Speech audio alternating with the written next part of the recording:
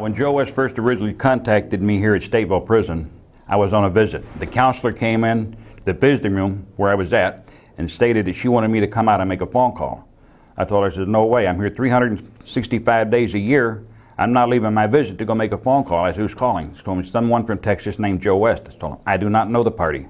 I said, tell them I'll call them on my time, not their time. I'm on a visit. Don't bother me when I'm on a visit. The next day, they got me out of my cell. They took me downstairs and got a phone call hooked up. I called Joe West to talk to him. I told him, you have 3 minutes to convince me why I should talk to you. As Joe started talking to me, I told him, I said, whoa, stop. I said, you're on a lot of touchy spots. I said, these phone calls are recorded. Every phone call going in and coming out is recorded. If you want to talk to me that bad, then I suggest you come and visit me. Joe West had me put him on his visiting list. He come up to visit me. He spent 2 days up here talking with me.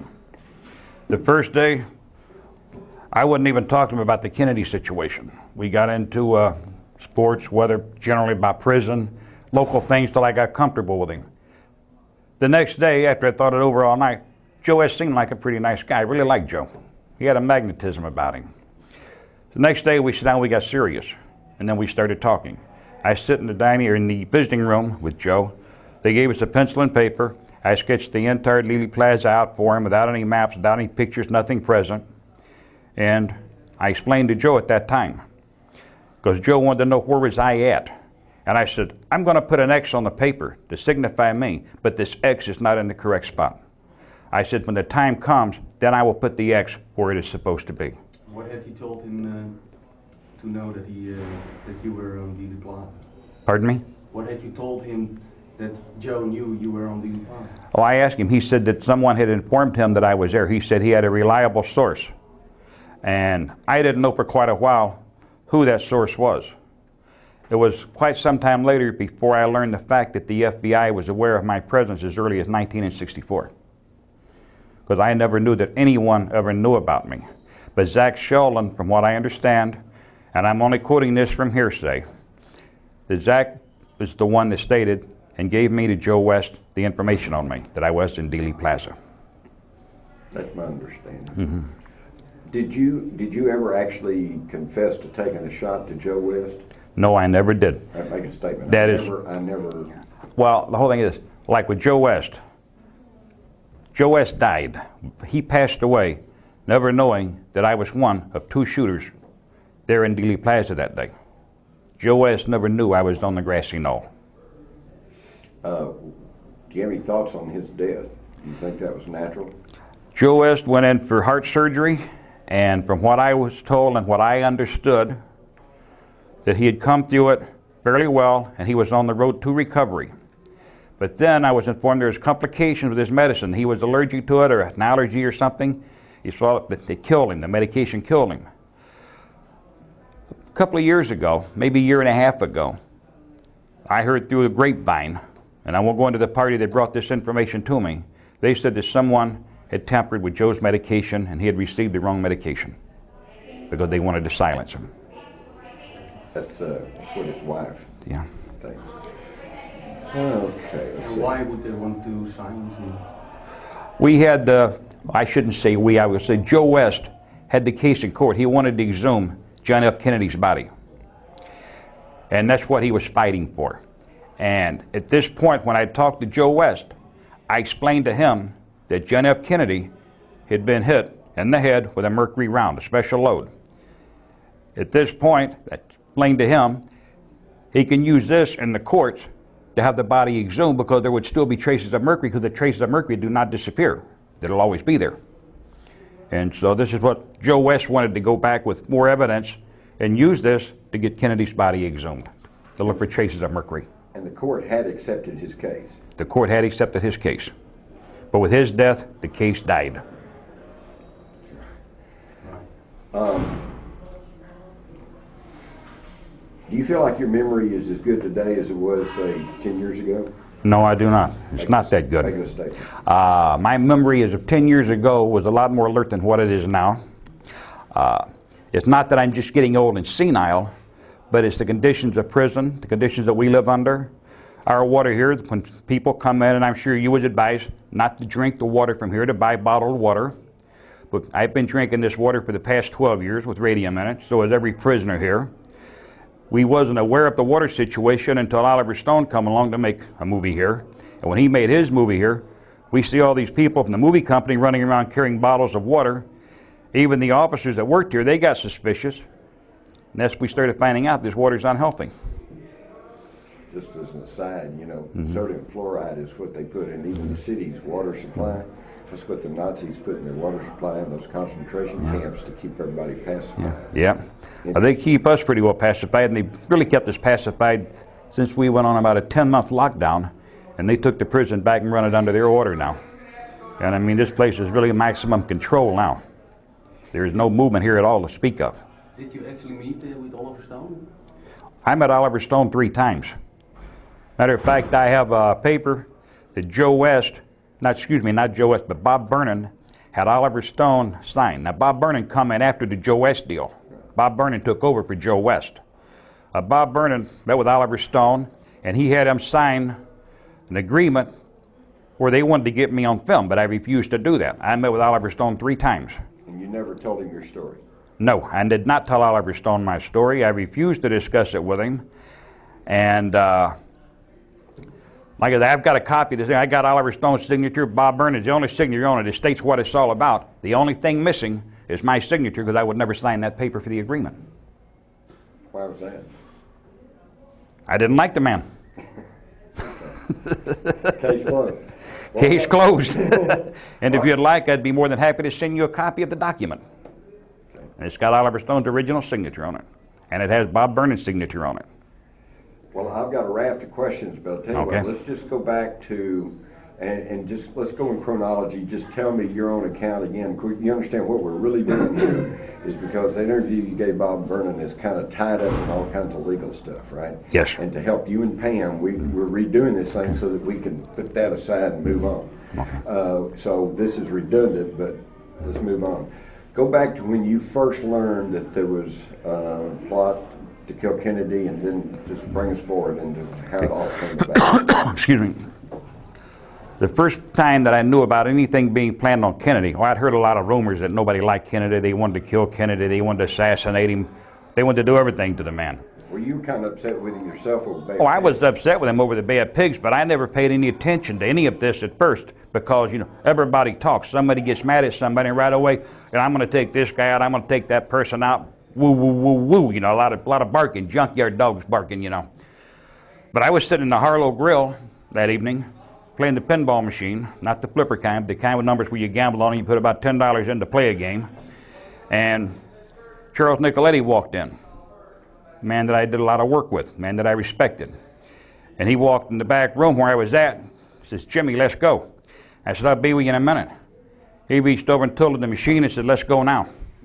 My reply was, "Yes, sir, Mr. Nicoletti." I knew he wasn't in no mood to wait and hang around. He said, "I want to talk to you." I went out, I got in this car, and we went for a ride. And we made it a basic habit not to sit around restaurants, talk, grills, discuss anything like that, because when other people hearing. And we went for a ride, and he told me, he says, "We're going to do a friend of yours." And I said, "Jesus, what the hell did he do now?" But I thought this was referring to one of my friends in town there. He had been robbing the pinball machines and the cigarette machines, and he had a $1,000 a day heroin habit. And he was an all-out now junkie, and, you know, they'd beat him up several times and everything else and threatened him, but so far they'd never went as far as to kill him. Chuck laughed at me, and he says, "No," he says, "not him." He's talking about President Kennedy, JFK. And I looked at him and I said, "What?" He says, "JFK." He says, "Your buddy." I said, "Well, he just busting, you know, giving me a hard time when he knew JFK. He knew how much I disliked the man." As I looked at him and I laughed. I said, "Okay, fine with me. You get in arguments there." And at this point, I still kind of thought, you know, he was just joking with me. But then he got real serious about it.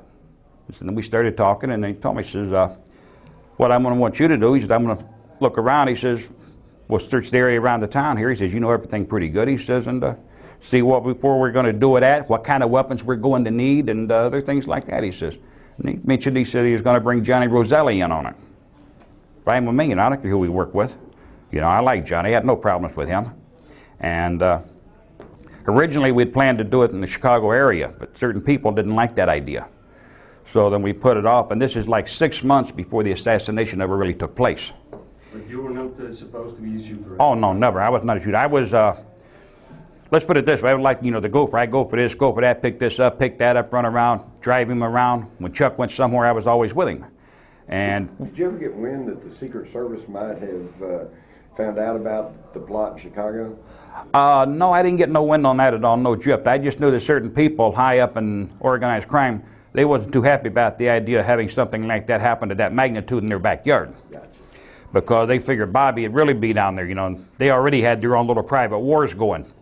And so we decided, well, we'd take it moving. So I had no idea it was going to Texas at that point. This come to me down the road. About when was that? Well, I'm going to say probably 2.5, 3 months maybe before I ever made the trip to Texas that they were talking about it. Because they didn't know where he was going to go. They were looking for an area to go. But then they had heard that he possibly may take this trip to Texas, but there was nothing definite. And I didn't go to Texas until that had been confirmed. And they had several different locations. There was New Orleans, and I don't know, there's other places he was going to. But when it come down to it, I had been told there was places that they had planned to do it. Other people had been authorized, stuff like that. Just different rumors you hear. How much credibility is to it, I cannot say.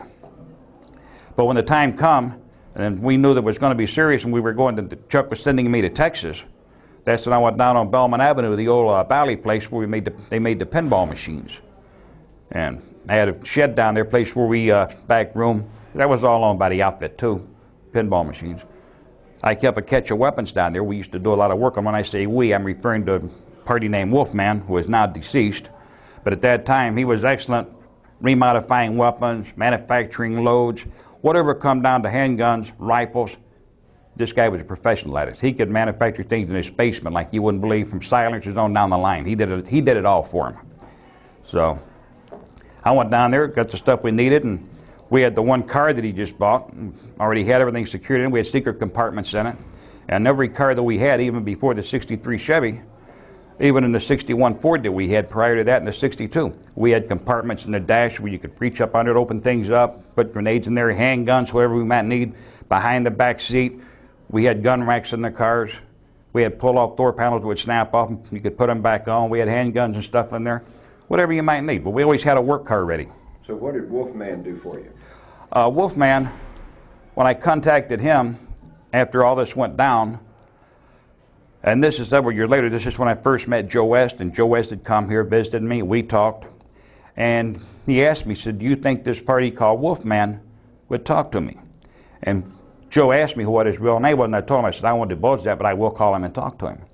So I called him on the phone, and I told him, I said, I'm talking to Joe West from Texas, and he wanted to know who Joe was, and I explained all this to him, and I said, Joe would very much like to interview. I said, I did not give Joe West your name, but I told him that you was the one that manufactured the special round. You made 6 rounds for me to take to Texas, all mercury loaded. I said, he wants to talk to you very much. Will you talk with him?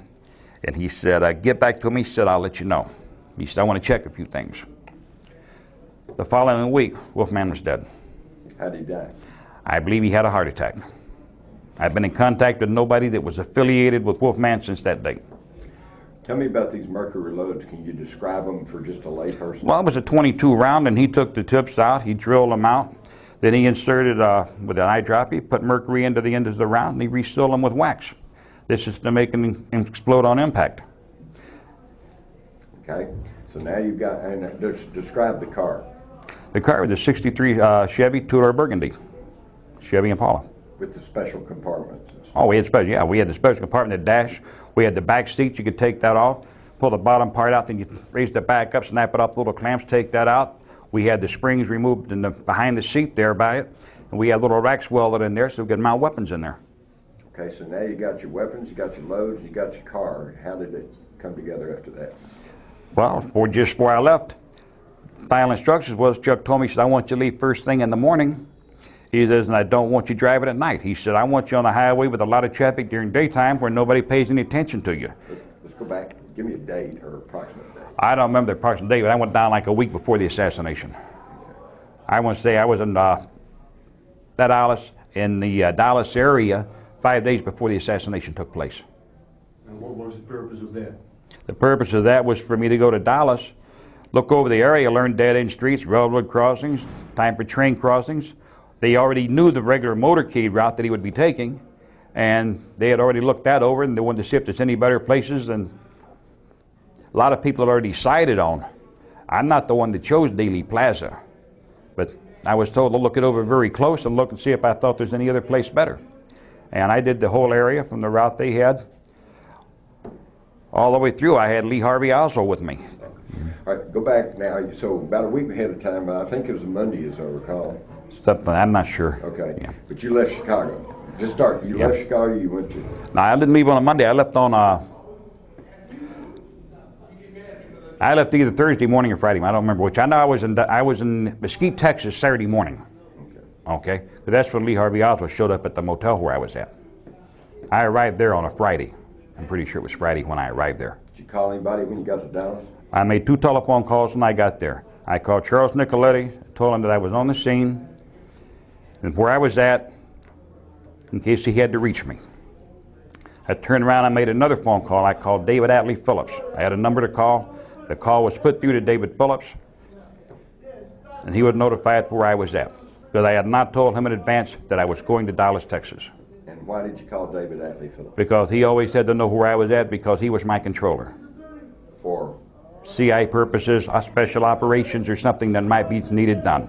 And you were supposed to stay in contact with him? We always stayed in contact. We had numbers to call. What happened after that? He said thank you, and let it go at that. We didn't have any great discussion on the phone. I told him where I was at, the location, and through David Atlee Phillips is the only way that Lee Harvey Oswald could have known where I was at. But I had called no one else. I made 2 phone calls. Where were you staying? I was staying at the Lamplighter Inn right there in Mesquite, Texas. And then the next thing you knew, Lee Harvey Oswald showed The up. following morning, Lee Harvey Oswald was there. When he knocked on the door, I opened the door and I was shocked to see him, because I didn't think anybody knew where I was at except for the other 2 people. Why is Phillips the only one who could have sent Lee Harvey Oswald? Because Charles Nicoletti had never met Lee Harvey Oswald. He didn't know him. He did not know him. You say you were shocked to see him, but did you know Lee Harvey Oswald? I had known Lee Harvey Oswald prior to that, yes. How'd you know him? I knew him from earlier operation that we was on with David Phillips when I was running semi-automatic 45 caliber submachine guns down to Clinton, Louisiana. They were made, I think they were manufactured by Knoxville Arms. They were not the old Thompson. They looked like a Thompson submachine gun, but they were not Thompsons. They were only semi-automatic. And they were very cheaply made. And how did you meet Lee Harvey Oswald? Who introduced I met Lee Harvey Oswald through David Atlee Phillips. When I got down there, he introduced me to Lee. Was it your understanding that Phillips was also Oswald's CIA contact? I learned that when I was down there. That is the first time he introduced me to Lee Harvey Oswald, and he also instructed me that Lee could be trusted and that he was Lee's controller. Need that as a statement. He made it as a statement because I wanted to know who he was dealing with and who I was giving weapons to. I need you to make a statement that I was introduced by Phillips, and who was my CIA handler, and I was told that he was Oswald's. We didn't call them handlers back then. We called them controllers. Okay. Okay. David Atlee Phillips, he introduced me to Lee Harvey Oswald. And upon doing this, he also explained to me that he was Lee Harvey Oswald's controller, the same as he was mine. That he was always in contact with Lee Harvey Oswald. So that's how you know that's where the word came for Oswald to come meet you in Dallas. So that, through common sense, tells me the only one that could have sent Lee Harvey Oswald to me was David Atlee Phillips. And when I opened the door and Oswald was there, I was kind of shocked to see him because I didn't know that he knew I was there. And so I asked Lee, I says, "What the hell are you doing here?" Because I was shocked, you know. He said, "I was advised to drop by and spend some time with you and see if I could help you out." I said, "Help me out?" He said, "Yes." He says, "Somebody wants me to show you the area." And I said, "Okay." He said, "Come on in." So he come on in, so we sat down and we talked, and I said, "I'll be with you in a few minutes." And I was young and cocky at that time, and I'd just come out of the shower and everything, and I was combing my hair, so I had a camera there, so I told Lee, I said, "Hey, make a couple of pictures while I'm here in Texas." And so Oswald made a couple of pictures of me, and then he said, "Let me have the film, I'll get it developed." I said, No. I said, "I get the whole roll of film." So that was how I got a couple of pictures made that people have recently asked me about. But, Whose camera was it? Yours or my his? camera. Your county. Yeah. But he was going to take the film tournament and get them developed. But I said, no. Didn't want to let that film go. I do my own work. How did he arrive at the motel? He arrived driving Blue Falcon, Ford Falcon. You remember what year model? No, I don't. It wasn't brand new. It was a couple of years old. So he could drive? Yes, he could drive. When he met me in Clinton, Louisiana, he drove up in a, I want to say Chevrolet truck. It could have been a Ford. I want to say pickup. It was a pickup truck. Let me put it that way. It was an old pickup truck. And we put the weapons in the back end of it and pulled the tarp down over the weapons. What color? Do you remember what color pickup? I believe it was green. It was a real, I don't know, dirty, yucky green, whatever you want to call it. Darker green, like, you know. It hadn't been washed in a long time, and there's a lot of rust on it. That's about the best way to describe it. So did you and Lee Oswald drive around Dallas, son? We drove around Dallas. Lee Harvey Oswald and I, we drove around Dallas for up till right before the assassination. I did not see Lee Harvey Oswald on the morning of the assassination. But prior to that, Lee Harvey Oswald had been with me every day. We drove around. He showed me different streets, different areas. He was the one that took me out to the place southeast of Mesquite there, next to a big junkyard. We went out there in the field. He said, ain't nobody going to bother you out here, you know, because I wanted to calibrate the scopes for the, not only for the fireball, but for other weapons as well. And while I was out there firing weapons and ejecting shell casings, Lee was picking them up and holding them in his hand. But I didn't want to leave no casings or nothing behind, and I'm busy firing, so I looked at Lee, grab them casings. And that's what he did. He picked them and he held on to them until we got ready to leave. So I calibrated my scopes, set things up, put the stuff back in the car, and we got back in. We went riding around, and I wanted to know the railroad crossings. I wanted to wait and see what time trains come through. I want to know if there's any passengers, if there was freight trains. They stopped. The track's going to be blocked. The intersection's going to be blocked. Dead-end streets, construction work, where every intersection was at. Where all the lights were at, how long the lights were, they stayed red. I wanted all these little details. Did anybody show up or give you any static while you're out there sighting in those weapons? No, nobody. No. When I was test firing the weapons, nobody at all even come out there, looked at me. And there wasn't any housing, nobody real close by. We're off the main highway there. And like I say, it was just, you know, nobody come around, nobody even cared. No, I can remember back then we'd go out on Turtle Creek and shoot turtles, and nobody, cops, nobody showed up. How much time were you two together during the day? We was out there test firing. We were test firing weapons for approximately, I'm going to say 20, 30 minutes. But during the day, we probably worked 5 hours, 6 hours together. So at all that time, he could not have been working in the Texas School Depository, no. right? He worked in the book depository stores, what he told me. I was never in that place. But he had time off to come out and spend time with me, and then I would drop him off in the area, and he would go somewhere, and I guess that's where he went. I had never asked him where he went, what he done, who he saw. So that must have been a cover job then. Yeah. Okay, so it gets to be, say, Thursday before the assassination. How did it all come down? That Thursday, I went on back to the motel. I dropped him off that afternoon, and I went on back out to the motel to get some rest. And the following morning, I'd gotten a message that I was supposed to call Leo at the, I think it was the Dallas Cabana. And I called over there and answered the phone to Leo because Mr. Nicoletti didn't want his name used.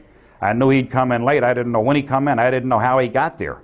But when I come in, I was told to come over there and park, and that Johnny Roselli would come down. He wanted me to drive Johnny Roselli to Fort Worth. I pull up out front and waited. He come down a few minutes after I pulled up. I never went in the hotel, never asked for anybody. He come down and come outside because he knew I was en route. And I drove from there to Fort Worth, Texas with Johnny Roselli in the car. So that was Mr. Nicoletti went with you? No, Mr. Nicoletti did not go. Just Roselli? Just Johnny Roselli went with me to Fort Worth. Did you know Johnny Roselli prior to that day? I had met Johnny Roselli before. I'd met him in Florida, Miami. Any jobs with him? Never any jobs with him. I'd talk with him and around, but we never, we was probably involved in some of the same operations or things, but with the same people, but we never went out and did anything together. Were you aware that Roselli was working with the government in an anti-Castro? Yes, I was well aware of that. He was, statement. I was well aware that Johnny Roselli was involved in the government actions. He was like the liaison between CIA and organized crime, and he was heavily involved in the invasion of Cuba, Bay of Pigs, Chiano's Bay, whichever you prefer to call it. But he was also very tight with Frank Sturgis.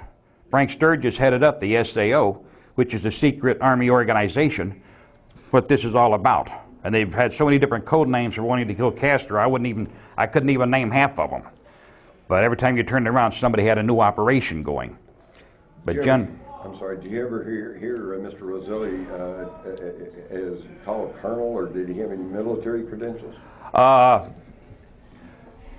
don't remember what the total name was. I know he was called colonel once in a while. I can't remember the name of it, but I know he was called colonel. But that was, as far as I know, Johnny Roselli never held any rank of any kind. But, like I say, he was involved heavily with the CIA. He was licensed between them. What his actual part was, I don't know, but I know he was heavily involved with them and all through that. I think it was Ralston, Colonel. Yeah, Ralston, that's it. Colonel Ralston. That's what they call him, Colonel Ralston. Okay. So, tell us about the trip over to Fort Worth. The trip over to Fort Worth? Well, I didn't know where we were going to Fort Worth. He's told me, and he had directions, and I don't know if he'd ever been there before or not. But we went through Fort Worth. I remember the exit was, we got, well, I wasn't an exit really, it's like University Avenue or University Boulevard. It was named University, that's all I know. And I know it was on the south side, and then it stood on the west side of that street. It was just a couple of blocks off, and there was a pancake house. Fairly new one. Did you know it's still there? No, I didn't know it's still there, but still there. It's been there long. I guess they made good pancakes, I know that. True. But that's where I had my first Belgian waffle. Why did you go all the way to Fort Worth? And excuse me, I got to clarify one thing. I didn't have a Belgian waffle that morning. I had the Belgian waffle there a few years later. But that morning when I got there, Johnny Roselli went there to meet somebody by the name of Jack Ruby. I had never knew Jack Ruby, nothing about him. When I got there and pulled into the parking lot, Johnny Roselli told me, he said, let me go in first, see where I'm going to sit, come in, position your stuff. And he asked me, he says, are you carrying? And I said, yeah, I'm carrying. He says, good. He says, when I sit down where I'm sitting at, he said, I don't know what may transpire. He said, something could go wrong. He said, but be very alert. He said, keep my backside covered. He said, I won't be in your line of fire. And I said, okay, I'll pick a open field of fire. I says, wherever I figure I can handle it. I said, I'll go sit down, I'll come in position myself. Johnny Roselli went in and they had like, you could call it a booth at the table sitting there, you know, it wasn't bolted to the floor or nothing. But he sat down in that, and I went in shortly right behind him. I positioned myself at the counter, ordered a cup of coffee, was served, and sit there. And then I sit there and I watched until a short, stocky-built man come in, walked over, Johnny got up, they shook hands, they sit down, they talked for a couple of minutes. I seen him take like a half size, like a legal envelope, but only half that size, out of his jacket, and he pushed it across the table to Johnny Roselli. He got up, they shook hands. This man left. Johnny waited maybe 2 minutes. Johnny looked at me. I got up. I walked out of the restaurant, made sure the area's clear, nobody outside in the parking lot. I went over, got in the car, started up. I pulled up by the door. Johnny Roselli walked out, got in the car, and we drove away. Did you ask him, or did you find out in some way what was in the envelope? On the way back to Dallas, Johnny and me was riding down the road. He didn't open the envelope right away. We got almost, I think it's Arlington. It's about halfway there. I'm saying halfway. It could be less one way or the other. Been a long time for me. But we was right about Arlington. And Johnny opened the envelope up and started taking stuff out and looking at it. Excuse me. He's looking at it. I'm noticing over. I'm watching over while I'm driving. And he's got these little black wallets, like half-size, like identification wallets. And he opened them up, and there's identification plates on them, and there's badges on them. At that point, I didn't know what the identification on it was, because he's sitting there looking at it, and I'm not going to lead over. I'm not going to say, give me one of those or anything like that. I'll wait. When they want me to know, he'll tell me. And then he opened up a piece of paper, and he unfolded it. And there's been a lot of discrepancy over this part now. But Johnny Roselli said they only made one change in the route. And it was a map of Dealey Plaza, the motorcade route. When he looked at it for Dealey Plaza, he said they've only made one alter, one change in it. He said, that's all. And I said, what's that? And he said, they're going to go down Elm Street. So they're going to stop and make a detour and come around this little street here. And he held it up, and I kind of glanced over at it, but I didn't get a chance to look at it real good at that point. But I already had reconned the area, so I knew what he was talking about. And I know everybody says, well, the matter that they had the motorcade in the newspaper weeks and months ahead of time. True, they did, but they didn't have that one change. And anybody wants to show somebody a newspaper clipping, they better check it real close, because the original route, they was not coming down Elm Street there on that little detour where they had to slow down. Had you heard prior to that the when they got to Dealey Plaza that they would just continue straight on down Main Street? Was that the idea? The original plan was that we'd be shooting at a fast-moving target, and Nicoletti had no military experience, and I already had advised him that he would have to shoot high and the target would be going away from him, that he would have to shoot above the head. And we were going for a headshot, and I told him it's going to be hard for you to get from there. And we're getting a little bit ahead, though. Before we got into this part, Let's go back. because Chuck hadn't got to Dallas that week. He only come in, I'd seen him that morning. I hadn't seen Chuck in person until I went with Johnny Roselli to Fort Worth and come back. Johnny Roselli got out of the car, went upstairs. Charles Nicoletti come down. Mr. Nicoletti got in the car with me, and we drove to Dealey Plaza. All right, back up a half second. How did Roselli get to Dallas? At that point, Roselli, he mentioned to me, Johnny Roselli, we was on the way to Fort Worth, and I asked him, he said, when did you get in? He said, I got in this morning. He said, I got in early this morning. He said, I hadn't been here a couple hours. And I said, how'd you get in? And he said he got lucky. He caught a ride on a plane that's sponsored by the Central Intelligence Agency, the CIA. I said, how the hell did you manage that one? He said, I got lucky. He's had somebody there. I didn't ask no more. He didn't elaborate any more than that. I didn't dig any deeper than that. He didn't mention the abort team at that time. Not at that point. Okay. So we got all that. Now then, when we get back, I still don't know that he's there on an abort mission. I have no knowledge of that at this point of the game. Johnny Roselli got out of the car, went back in the hotel. I waited maybe 5 to 7 minutes for Charles Nicoletti to come down. When he got down, Mr. Nicoletti got in the car with me and said, let's go. We took off. I said, where to? He said, take me over by the plaza. We went over. We parked. It's drizzling rain. We get out. We're walking around. This is the first time that Charles Nicoletti has even mentioned to me about an abort team. And he asked me. What did he say? While we're walking around, Charles Nicoletti asked me, he says, how do you feel about being backup? I said, what do you mean backup? He said, how would you feel about being backup as a shooter for me? I said, what happened to Johnny? What's with Johnny? And he said, Johnny's a little bit paranoid on this. He says, the CA's called the hit off. He said, they don't want the hit to go down. And I said, well, what'd you say? Chuck's exact words were, fuck them, it's going anyway. And I told him, I said, well, what about Johnny? He said, well, Johnny's good. Johnny will be with me, he says, but he's not going to be a shooter. He said, he doesn't want to go against the orders. He said, he's been told, he flew in here specifically to abort this assassination. Is it And fair he to say he got cold feet? No, when we was talking, when I asked him about Johnny Roselli, I said, how come Johnny's not going to be a shooter?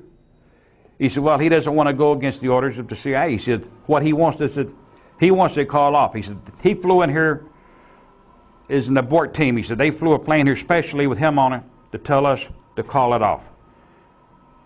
And so I asked him at that point, I said, what'd you say? He said, I said, fuck him, it's a go. He said, we're going to do it.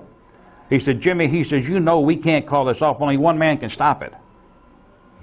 He said, and he's here. If he wants us to stop it, he said, he'll notify me.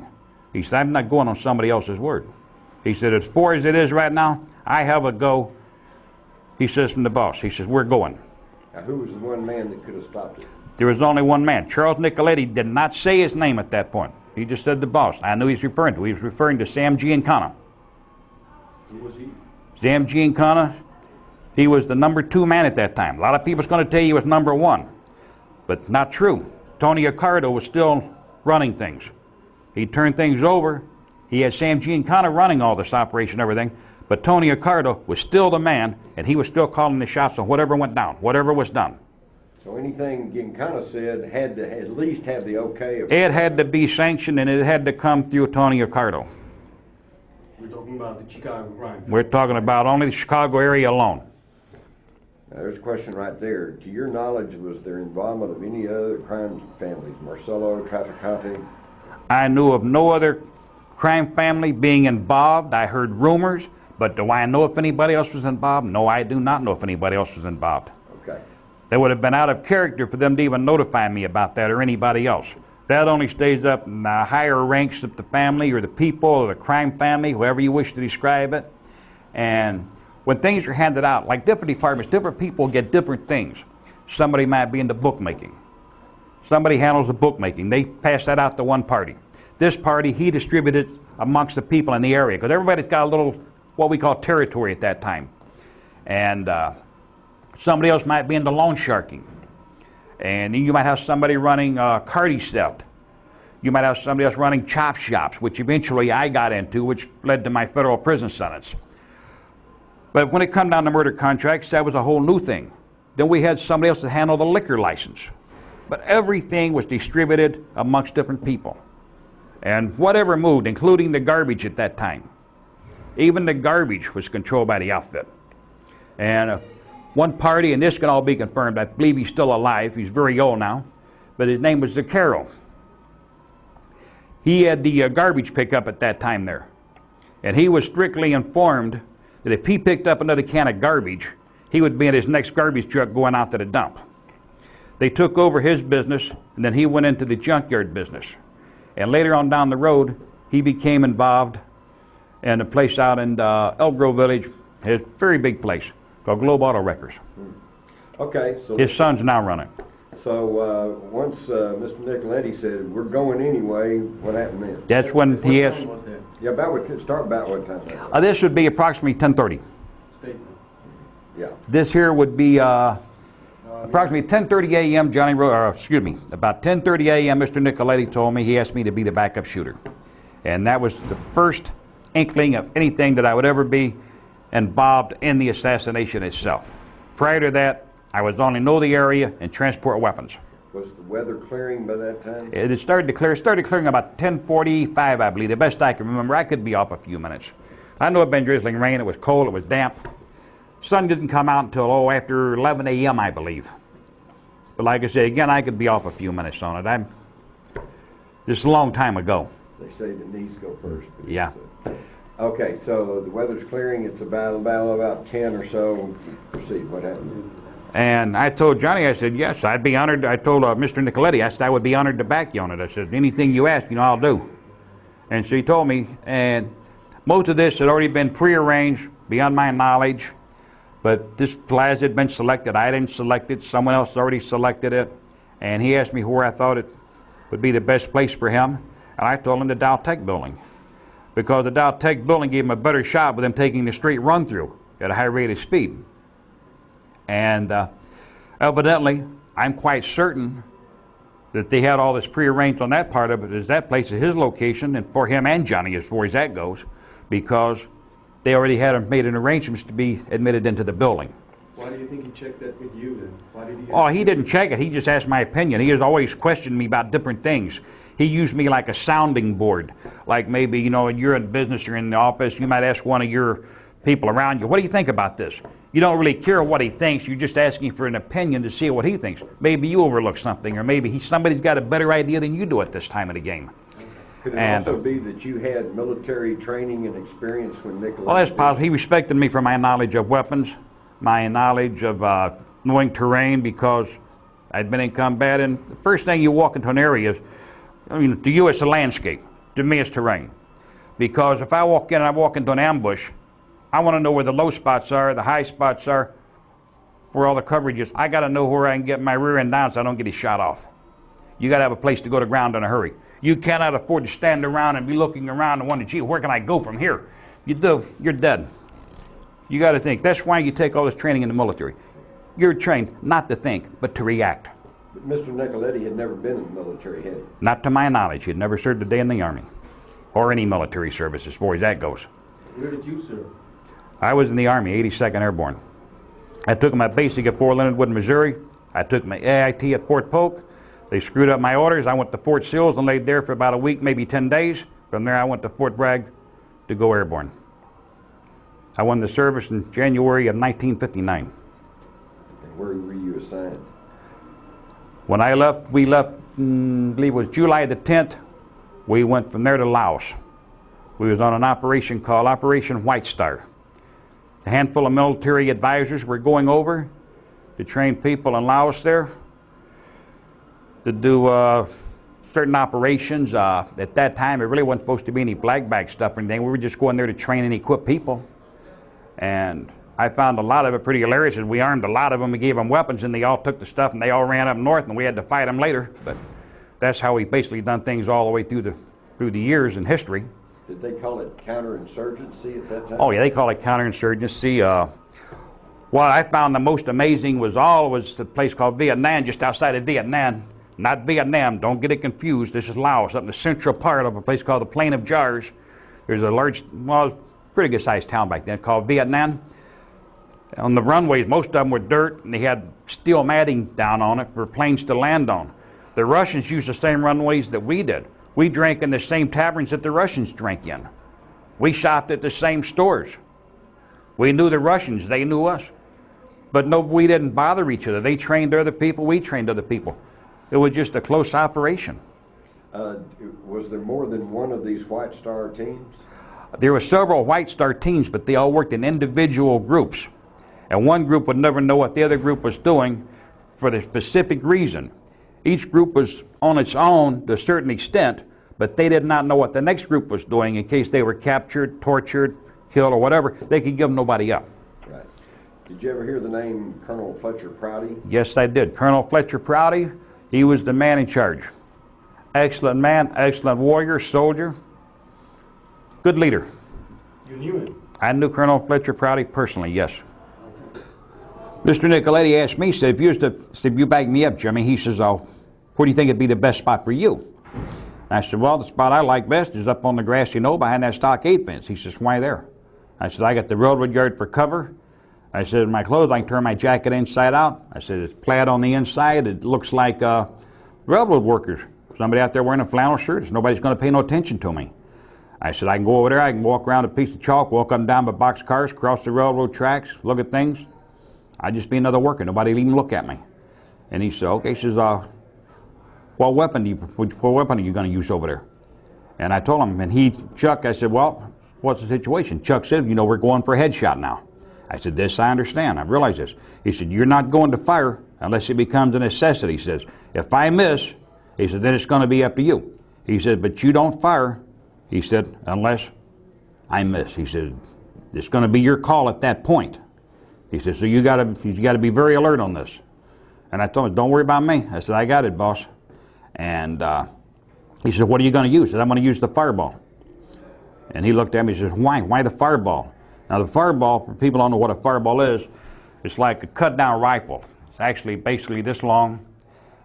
The weapon was well ahead of its time. This was one of the prototypes that the agency had got a hold of that had been manufactured by Remington. Now a lot of people are going to tell you that this particular weapon was not available at that time, but this weapon was available. It didn't go on sale until a few years later. But this weapon had been manufactured as early as 1961. We had a lot of trouble with the barrel blowing up on it, used too big a round on it or something, overloads in it. A lot of problems with it, but they finally reinforced the barrel. We got it where it worked pretty good. And Chuck asked me, he says, why the fireball? So you've only got one shot. Because the Remington Fireball 222 is a single shot bolt action pistol. And you can mount a scope on it. So, well, if I'm going to wait until you're through, I said, I'm only going to get one shot anyway, so it don't really matter. I said, because I'll never get a chance for a second shot if I wait until the last possible moment. He said, okay. He said, it's your call. Where'd you get hold of a prototype weapon like the XP-100? It was given to me by David Phillips. I'd received this maybe a year prior, 8 months, year prior to the assassination. The gun had been used twice before on assassinations, but nobody like a president or nothing. But it was good for using. You want to get into a close place area or somewhere, somebody might say, well, why use a pistol? Well, anybody that knows their weapons, this particular piece of sub is very accurate. Very accurate. It's up to 100 yards. At 100 feet, I'm talking about we're shooting now from the Grassy Knoll down to the highway to the street there. We're talking roughly 30, 35 yards. We're only talking 100 feet. This is like shooting fish in a barrel, and especially a little 3-power scope on it. But the weapon had been used before, but you could put it in a briefcase. You could walk anywhere with it. Nobody paying any attention to it. The case that I had set up, I had a little loading press inside for it, in case I had to manufacture anything. I had a little holder for all the special rounds that were in it. Everything was packed in foam rubber inside. The case was watertight, waterproof. What did the case look like? The case was black. It was like an oversized briefcase, basically speaking. And leather on the outside? Leather on the outside. And handle on a little metal flaps on it, you know, for locking it up. You could lock the case, but I wasn't concerned about locking it. But the thing is, you could take it, you could go anywhere you look like a businessman with it. And I felt that was the best weapon to go with. And so Mr. Nicoletti agreed with me on it. He said, okay, it's your call, Jimmy. And that's what we agreed on. So then, like I say, the Dow Tech building, that had to have been previously arranged with them because they already had made arrangements to get the people in there. So the Dow Tech could not have been a last-minute decision as far as that goes, like me saying, okay, I think the Dow Tech building. He just used me as a sounding board. Now, when you say had arranged to get you in the Dow Techs, I mean, that was an office building. Anybody could walk in and out. You're talking about getting into a specific Getting office. into a specific office, into a specific area, somebody. Okay. Reason they needed somebody there to get them inside. Anybody could walk in and out. But the sole purpose of having a connection there, somebody that could get you into a place, into an office where you could open a door and you could have a window to shoot from. If you don't have an opening, don't do you no good to get in the building. You've got to be able to get into somebody's office. Office is not being used, nobody around. Otherwise, the door would be locked. You'd have no way in. Do you happen to know which office that was? No, I do not know which office it was. What did you do? What did I do? We rode around there. We walked around the plaza for a little bit. Then I took him back over. I dropped Mr. Nicoletti back off at the Dallas Cabana. And he got with Johnny. They therefore went back over there. I told him where the car would be pulling alongside the building there and parked. He told me that they would come out of the building, they would get in that car. Now then, I did not drop Charles Nicoletti or Johnny Roselli off at the Dow Tech building. They got into the building, they were there on their own. I told him where the car would be, it's his car, he knows his car. He knows what my job is. They'll be in the car, he'll be in the front seat, Johnny will be in the back seat, I'll get under the driver's wheel. I'll set my briefcase between the front and the back seat. We'll drive away. Where did you drop them off? When we pulled out from the side of the building there, I made a right and turn on to Houston. I believe that would be going north. I'm not sure now in my direction, but I made a right on Houston and went up Houston to a major intersection, about 4 or 5 blocks, maybe 6 blocks, whatever it was. Then I took a left-hand turn. I went down close to the freeway there, and there's a gas station there. I want to say Texaco, but it could have been something else. Might have even been a Mobile. I'm not sure now. But they had a car there. This is where they told me to stop. This is where he told me he would be getting out at. You know, you go down here, we got a car waiting for us. And I drove down there, they opened the door, they got out. They started walking across the parking lot. Now this is before? This is after the assassination. After, this is after the assassination. Go back to before. You said you didn't let them off at the Dow Tech. And I took Charles Nicoletti back to the Dallas Cabana to meet with Johnny Roselli. Okay? After you walked around Dealey. After we walked around Dealey Plaza. There's still another hour to go probably before the assassination is going to go down. Make that a statement. Okay. After we walked around for about an hour, I took Mr. Nicoletti. After we walked around the plaza, I took Mr. Nicoletti back to the hotel, let him out of the vehicle. He went up and got with Johnny Roselli. I took the car back to secure it where it's supposed to be, make arrangements, and he asked me, what if you can't get a parking space there? I told him, don't worry, I'll have a parking space. If I have to, I'll steal a car and move it out of there. I said, we'll be parked there. Just look for the car. And at this point, he told me, he said, when we come out, he said, I want the car close so I can get in it right away. Because he'd be carrying a rifle underneath his top coat, like his jacket, his top coat. And he would come out of there and secure that in the trunk. He'd put it in the trunk. He had to keep it in the trunk. He'd put that in the trunk, close the trunk. Johnny get in the back. Johnny Roselli get in the back seat. He'd get in the passenger side. I'd come walking up. I'd get in the driver's side.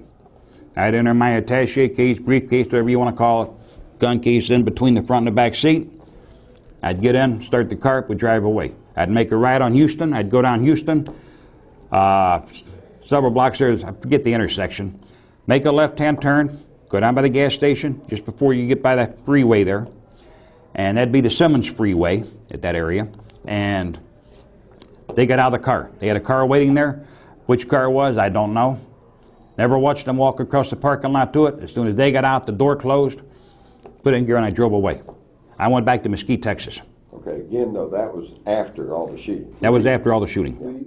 After I took Charles Nicoletti back to the hotel, I went back to the plaza, secured the car, got my briefcase out with a gun in it, with a fireball in it. I went into the railroad yard. I secured that over there, put it away so nobody would see it.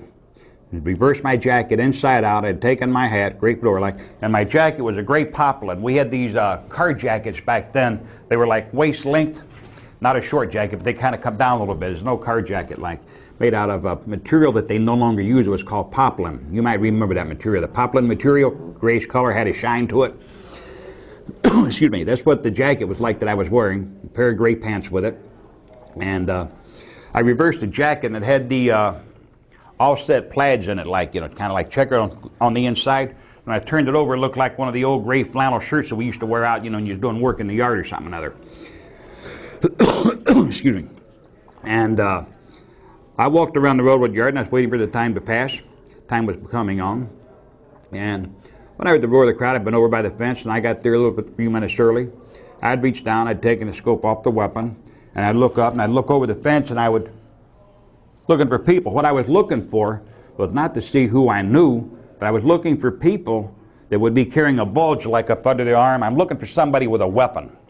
This way I have an idea. Looking for security people? I'm looking for security people. Cops, undercover, security, off-duty, whoever might be carrying a weapon. Bulge along their hip, behind their back, like I say, under the arm and a shoulder holster.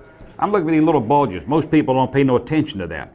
But this is what I'm looking for. But then my amazement, I recognized several people out of the past that were in Dealey Plaza. Did I go talk to them? No. But I recognized them and seen them there. Who was that? I remember Al Oliveira. Remember seeing him there. A lot of people say Jack Ruby was never there, but he was there before the motorcade got there. I know that for a fact.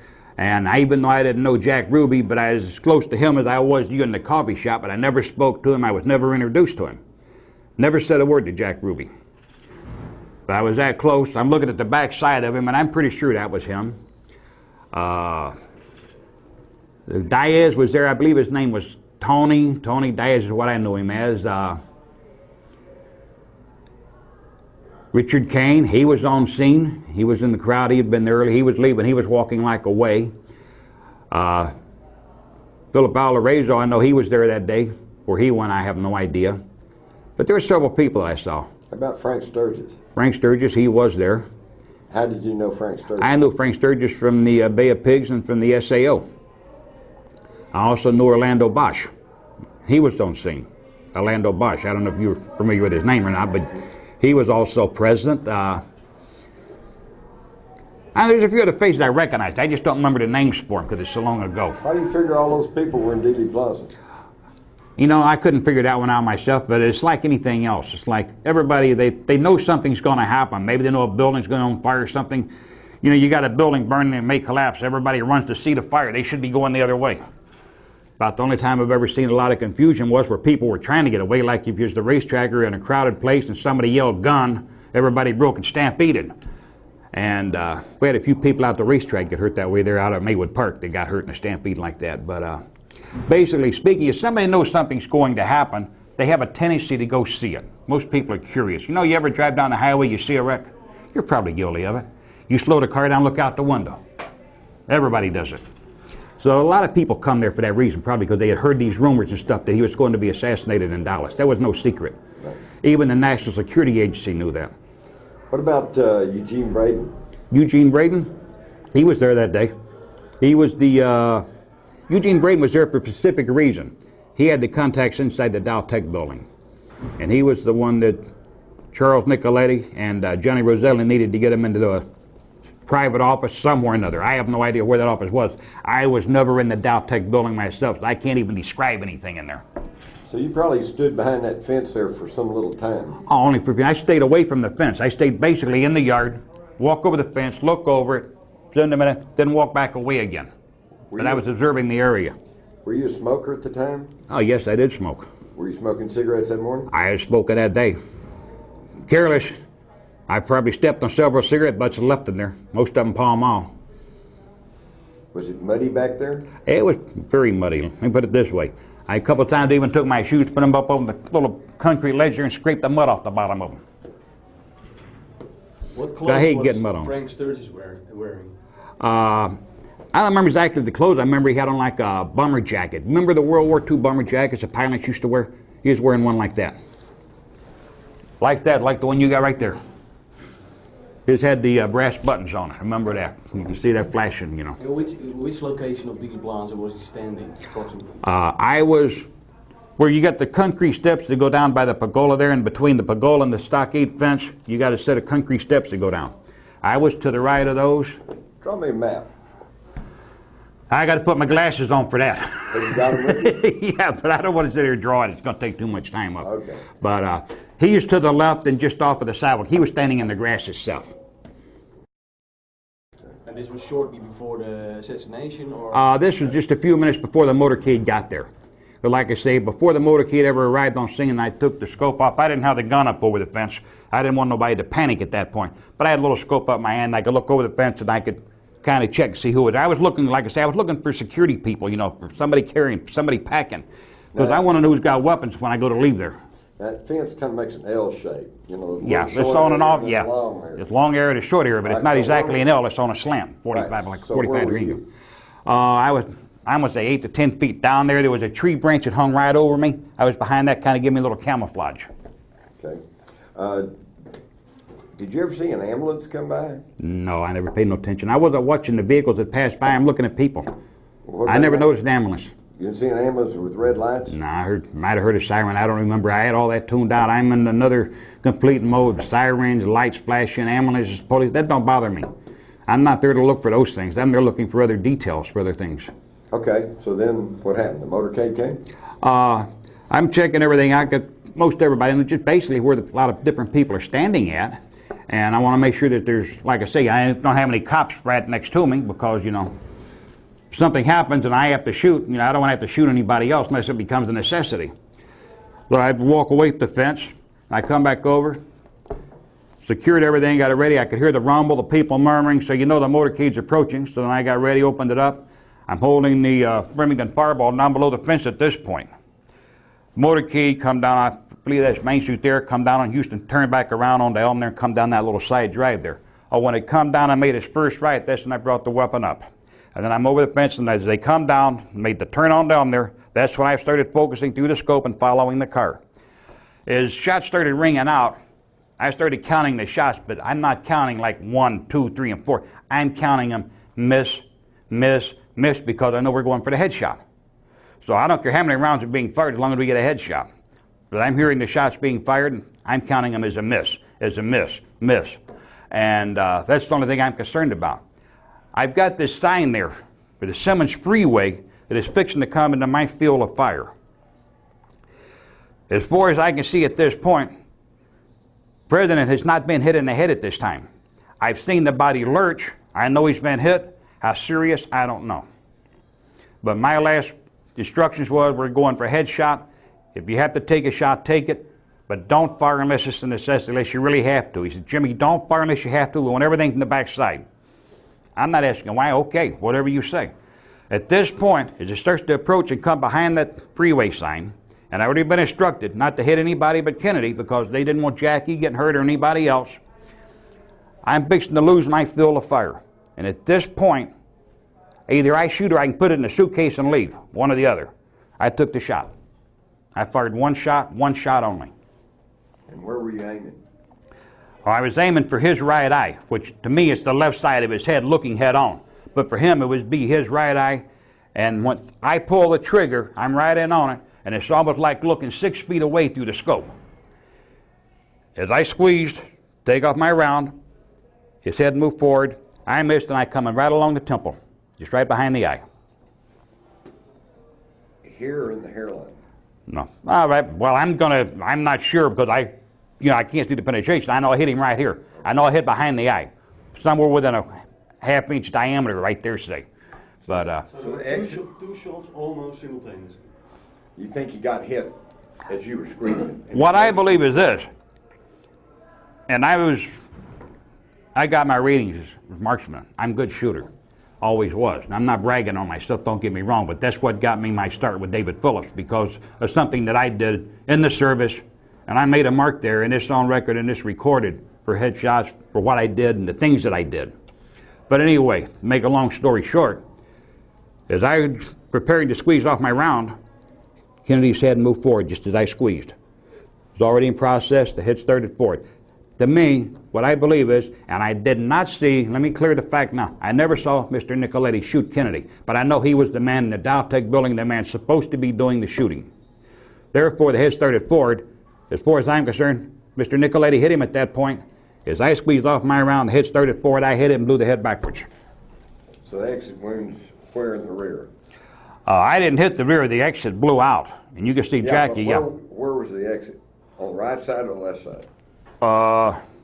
Partially, most of it on his right side, I guess, back there where the section come right out, part of the back of the skull. You know, I didn't go look at it. I didn't examine it.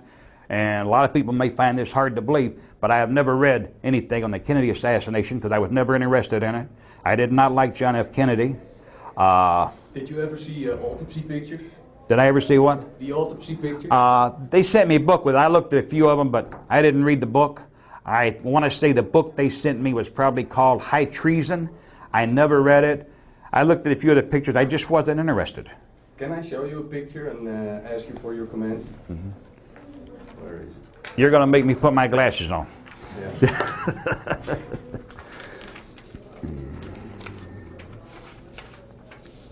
That's one. What do you think of that picture? That's the back of Kennedy's head. From what I'm looking at here, looks like part of the flap on the side is missing. But I don't see very much in this picture here, the back of the head missing. What I'm looking at here is a lot of hair. So what's your conclusion? What's my conclusion? That ain't the right picture. Okay. Thank you. That's my conclusion. You want my opinion on it, that's not the right picture. The photo that I just looked at, in my opinion, that's a fake picture. That is not the real picture. A lot of people might say you can't see nothing through a scope. But I'm going to tell you something. When you see something burst, his head like a watermelon, you're going to see pieces of stuff flying in different directions, and people are going to be splattered by it. At this point, I got to figure, well, she's going to be picking up a piece of his skull or something, because a lot of people say you can't see nothing through a scope like this. But what you're going to see is like, and I saw it, the head explode. I saw the backside come out. I seen brains or whatever you want to call it, tissue, hair, a whole thing going everywhere, just a spray. And if anybody displeased, just go out and shoot somebody and look through a scope while you're doing it and watch. Look at this proof. Yeah. Yeah. And one other thing I'd like to... Did you see anybody splattered with blood? And I don't know who was splattered. I think one of the agents, probably one of the Secret Service agents, writing on the back of the car. I am only assuming that. I would say they probably got splattered because there was stuff everywhere. But one of the other things I want to point out about Remington 222 Fireball. It's a high-velocity pistol. The round travels approximately 3,180 feet per second. Now then, for this type of weapon, there is very little recoil. Now, a lot of people say there's a lot of recoil, it's going to jump, you can't see nothing. And I've had a lot of criticism over the years over this here. So I'd like for somebody to go out to firing range somewhere, gun store, and take one of these particular types of weapons that carry a 222 round and fire. You're going to find very little recoil, especially when you're using an extended barrel weapon with a scope on it. You have to wait to hold it down. It's not jumping and bouncing. You're not shooting a 44 or 45. We have verified all that. Okay. But, Okay, so did the motorcade ever come to a stop? the motorcade, the best of my recollection, to me and my mind, and everything is slowed down at this point. When the first shot went off, it's like it stopped. It's just like it slowed down almost to crawl or barely moving, or maybe it even stopped. I'm not really sure on that point. I know I was waiting. It kept moving. It had to have been moving, but very, very slow. Because I'm waiting for it to get up the sign. I'm waiting for something to happen so I don't have to shoot. Not that I'm afraid to, but if I don't have to, I don't want to. But like I say, when the car got even almost up to that Simmons Freeway sign there, and that was one of the most, and ain't like these new ones they got today with nice little skinny metal posts and a little sign. These here had, made it, I guess, the wooden legs on, or what do you call it? The post, the hell, it was wood. Anyway, though, I had my shot. You see where I shoot now right now? I took my shot. Did you ever notice if any of those rounds hit that sign? No. I don't know if anybody else's did or not. As far as I know, their round never hit it. I know my round didn't hit it. Like I say, I fired one shot. I was on target. Sign, so. No. I'm watching one thing. Through that scope, I'm watching one thing. I'm watching President John F. Kennedy. So if a bullet hit the sign, you probably wouldn't have seen it anyway. No, I didn't even know Conley was hit at that point of the game. Were you nervous in any way? Was I nervous? No. If I'd have been nervous, I'd have been shaken. I couldn't have made the shot. Okay. A lot of people may find this hard to believe, but you've got to understand something. First time you go into the field of fire, when you go into a firefight and combat, you might be nervous or skittish. But after you've been initiated into the field of fire, whatever you want to call it, combat, firefights, a lot of people got different names for it, skirmishes, you get over it. And, you know, and to me, and a lot of people are really going to think I'm probably sick, but when you got into a firefight, that was the ultimate high. I've never used drugs in my life. A firefight to me, being in the service, that was one of the greatest things there was. It was the ultimate high. And at this point, when you're stalking down somebody, and this particularly, they stopped me from hunting animals altogether. When I was young, I used to love to go shoot deer, rabbit, squirrel, whatever I could get, pheasant. But after you went into the jungles and you've hunted man and you've stalked a man down and you've hunted a man down on equal terms where he can kill you, you have no desire to go shoot a defenseless animal. I become to where I loved animals much more than that. I couldn't kill an animal. When my dog had to be put to sleep, my wife and one of my top right-hand men had to take the dog to the vet because I didn't have the heart to do it. Were there any, while you were up behind that fence, mostly before the shooting started, was there anyone in your vicinity? There was nobody behind that stockade fence but me at that point. Nobody. All the time I was there, I was alone. But in front of the fence, the two people that I was mostly concerned about was a couple of guys wearing suits. They were up there on top of the grassy knoll there, and they were a little ways in front, maybe 15, 20 feet away, whatever, you know. I did not know who they were. In front of the fence would be the railroad They were, yard. yeah, but the stockade fence. No, the stockade fence. Is between the fence and the road. They're between the fence and the sidewalk, between me and the motorcade. They're on top, they're at the top of the knoll there. They're kind of like looking over everybody and watching people. And this had me a little bit concerned, because I don't know who they are.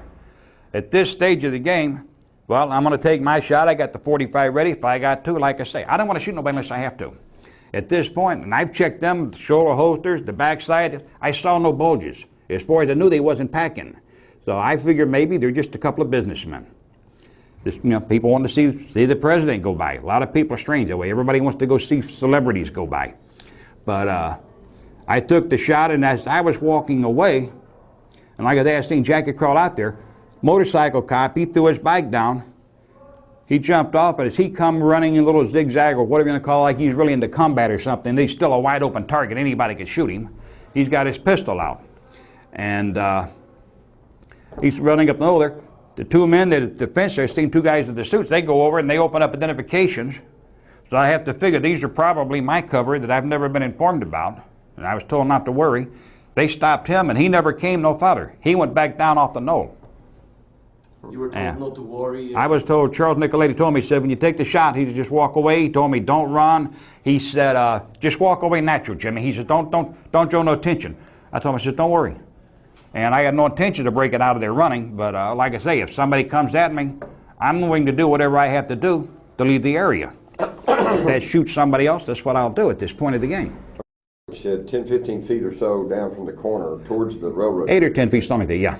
From the end where the... Were you close to halfway in the halfway mark of that fence? No, I wasn't in the middle of the fence. You got your left angle that comes, you got about a 45-degree angle for the short part of the fence. Yeah. Then I'm down maybe 10 feet from there. Okay. And there's a tree branch, one branch coming right down up the tree there, it covered it real good. Halfway point's on down to your halfway right. is a little more down to my right. Okay. That would have been halfway down. Did you ever notice a GI, guy in a khaki uniform? No, I did not. Okay. Did you notice people on the railroad bridge? I knew there's people up there, but I didn't pay any attention to them. They didn't have a good view of you anyway, because you were under yeah, the they were. cover. I'm pretty well undercover. The only time people could see me from the viaduct or from the railroad yard is when I was walking down the tracks next to some of the boxcars. But as you recall it, nobody was with you behind the fence. I said before, like, there was nobody behind the stockade fence with me. I am the only person back there. Anybody else back there is over in the railroad yard by the trains. How about down by that corner down there? Did you have a clear view? There's a lot of cars back there, right? Yeah. Did you have a clear view? Could somebody have been down around by that corner and you might not have seen them? They could have been down there. A couple of cars drove through while I was there, but who they were and what kind they were, I don't even remember because I just wrote it off. As long as nobody got out, nobody come by me, they're no concern. But shortly before there was no... Right before the assassination, there was nobody standing next to me. How about 3 minutes before the assassination. You don't. Not by me. No. I was alone back there. Okay. I had no other party standing by me. Somebody was there in the yard or down at the other end, you know, 30, 40 feet away. That has no bearing to me because I paid them no attention. Well, there's this eyewitness report of the guy in the railroad tower. Well, he might have been the tower, but I'm talking about people on the ground walking up by me or passing me. Or, No, but he's describing 2 persons behind the Wow. fence. Now, one fits your description, but well, maybe he's figuring 2 people when he see me change my jacket and walk away, somebody different. I don't know. But I was alone, and there was nobody with me. All right, so after you walk away and these 2 guys cover for you, describe your actions then. Oh, as I'm walking away, I've got my briefcase, gun case in my right hand. I've got my left hand over by my coat pocket. I got a Colt 45 there. I've got it fully loaded with 6 rounds in it. It's ready to go if I need it. When you reversed your jacket. I've already reversed my jacket. When I picked up the gun case, I reversed my jacket, no plaid side. I got the poplin gray material on the outside. I took the fedora I had shoved down in the sleeve of it, snapped it out, put it back on my head, and I walked away. Here in the briefcase, and my 45 inside my coat pocket. how long did it take to do it? Just a few seconds. Don't take long. Is that any chance that that's you walking along right there? I have the blow-up here. Oh, well, the blow-up's even worse. It's just a blob.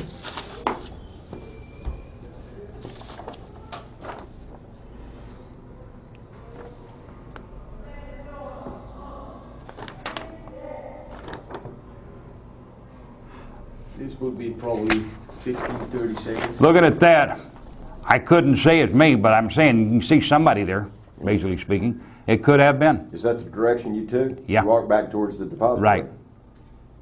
Going in that direction. And there was nobody around you even at that point? At that point, there's nobody around me. I'm not going to let nobody get close to me at that point because, like I say, somebody might try to grab me. They might want to pull a gun on me. I'm looking at people. Somebody turns around. If they make the wrong move, if I see somebody pulling a weapon, they're going to be shot. If I see somebody... Okay, this is a little retaining wall, and right on the other side of it's a sidewalk, and then there's like a little, I don't know, a garden patch, a little flower garden thing, and then that road, the little road that runs in front of the depository. Right. Is that That's the one that comes to the dead end down here? Yeah. Yeah, that's the one. And that's right where you were walking? That's right where I was walking. If you're on the south side or the north side? I don't remember. Don't remember. Okay. All I remember is I'm walking and I'm watching over my shoulder. I'm trying to see if anybody's coming at me. Do you have the moment picture there? Yeah. Well, Look at that later. I think it did. Yeah, no, we might as well look at this right here. Is that the tree you're talking about? Yep. And you can see the branches from back over here coming right down over the wall. And that's the vicinity where you were standing? Right there. Do you remember which side of the tree you were on? Was it to your left or your right?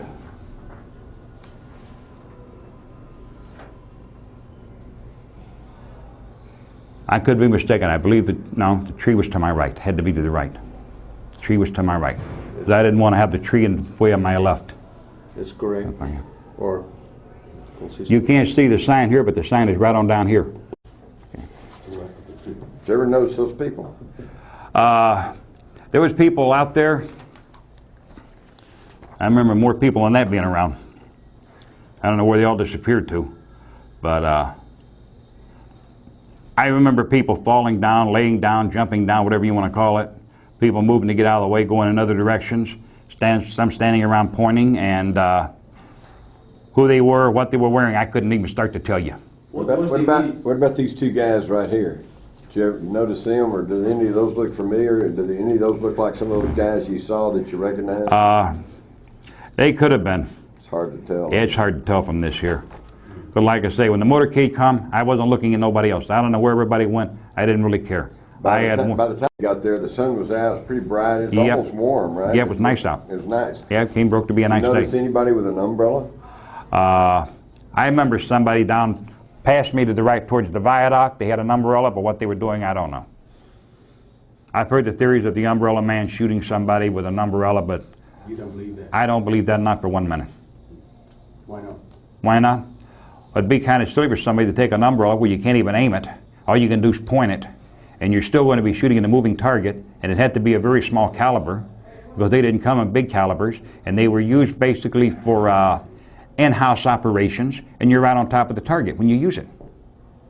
And 1963, the agency, which I'm referring to, the CIA, they had weapons basically based on umbrellas, like you could use it, walking canes. Some of them carried a small caliber round. You couldn't put a big caliber in there.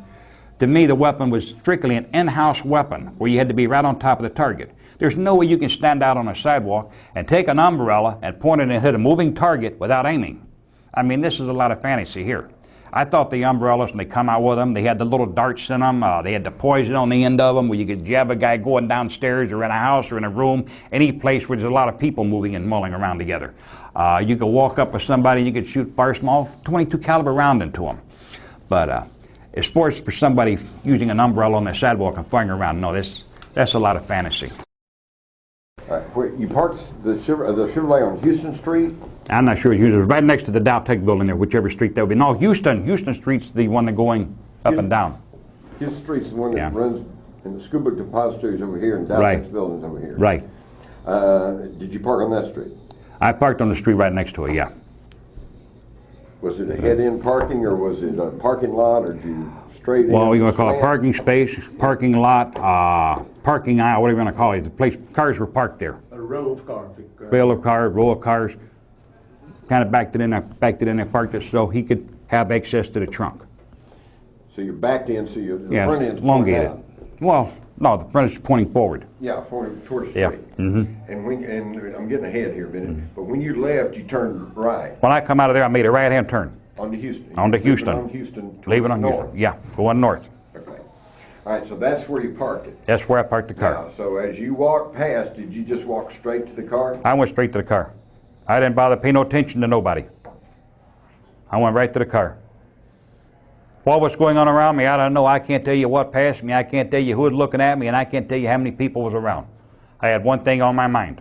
Anybody that approaching me with the determination to stop me, to question me, detain me, whatever you want to call it, or anything else. All I want to do now is reach my destination, which is the car, put the case in the back seat there on the floor, like I chugging me already have figured out.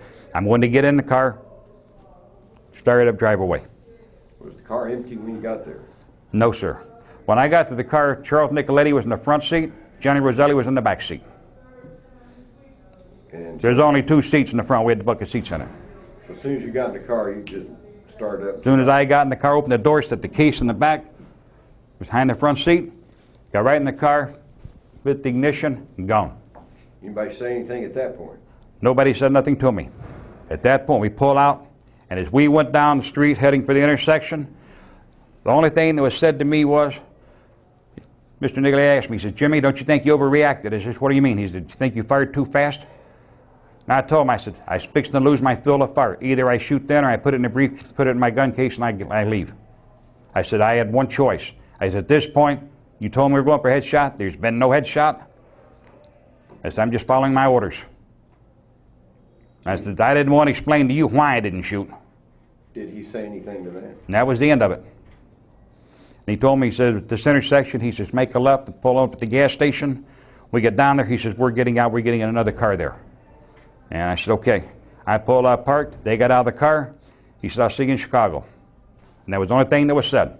Did you take that as criticism? I took it as criticism, naturally. Did he criticize you very often? No. The only thing was he asked me if I thought I overreacted. You told him no, and he accepted. He accepted it. As the motorcade's coming down, I've got my target in the scope. My primary target is lined up, and I'm waiting. And like I said, we're going for a headshot. I don't want to fire unless I have to. At this point, I'm fixing to lose my field of fire. I took my shot. When I took my shot, and I knelt back down to the briefcase, I ejected the one casing in there. I picked up another live round, put it in, and closed the bowl on it. I took this shell casing as it come out to the briefcase. I put it in my mouth, tasted the sulfur from it. Love the taste of sulfur, by the way. Closed the briefcase up, and as I stood up, I did something I shouldn't have done, but I did do it. I took the shell casing, I bit down on it. I took it out and I looked at it, and I set it on the stockade fence. And there was an indentation from my teeth on the shell casing, on the ridge, by the orifice. I left it sitting on the stockade fence there. And I walked away. Well, you got to understand, when you're young, you're cocky, everything is indestructible to you, you know. Nothing can go wrong. And you got to be a strong believer in all that. I mean, you know, you're infallible. And I did that because we did a few other jobs, and we did some. I might put a quarter on the forehead, and we put them in the ground. You know, we might bury them somewhere. Lay a quarter on the head. Two-bit gambler. Might put a dime and a nickel in each eye socket, a nickel in one eye, dime in the other one. You know, nickel and dime thief, stuff like that. Would you say that was kind of your calling card? More, you might say that. Chuck, Mr. Nicoletti would laugh at me when I do things like that, and hey, you know, we got to let them know what they got here for, you know. To me, it was a symbol. You say it, calling card, trait, whatever you want to do. He used to laugh at me over it, and he told me, Jimmy, just you do the job, you do it, and forget about it. Would Mr. Nicoletti have been okay with you doing this in the plaza? Oh, if he would have known I did that in the Dealey Plaza, right now he's probably turning over in his grave for me doing something that stupid. Yeah. Right.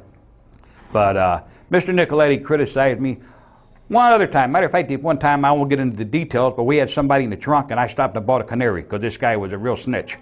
And I come out of the dime store with a canary, I broke its neck because I wanted to leave the canary in the guy's mouth.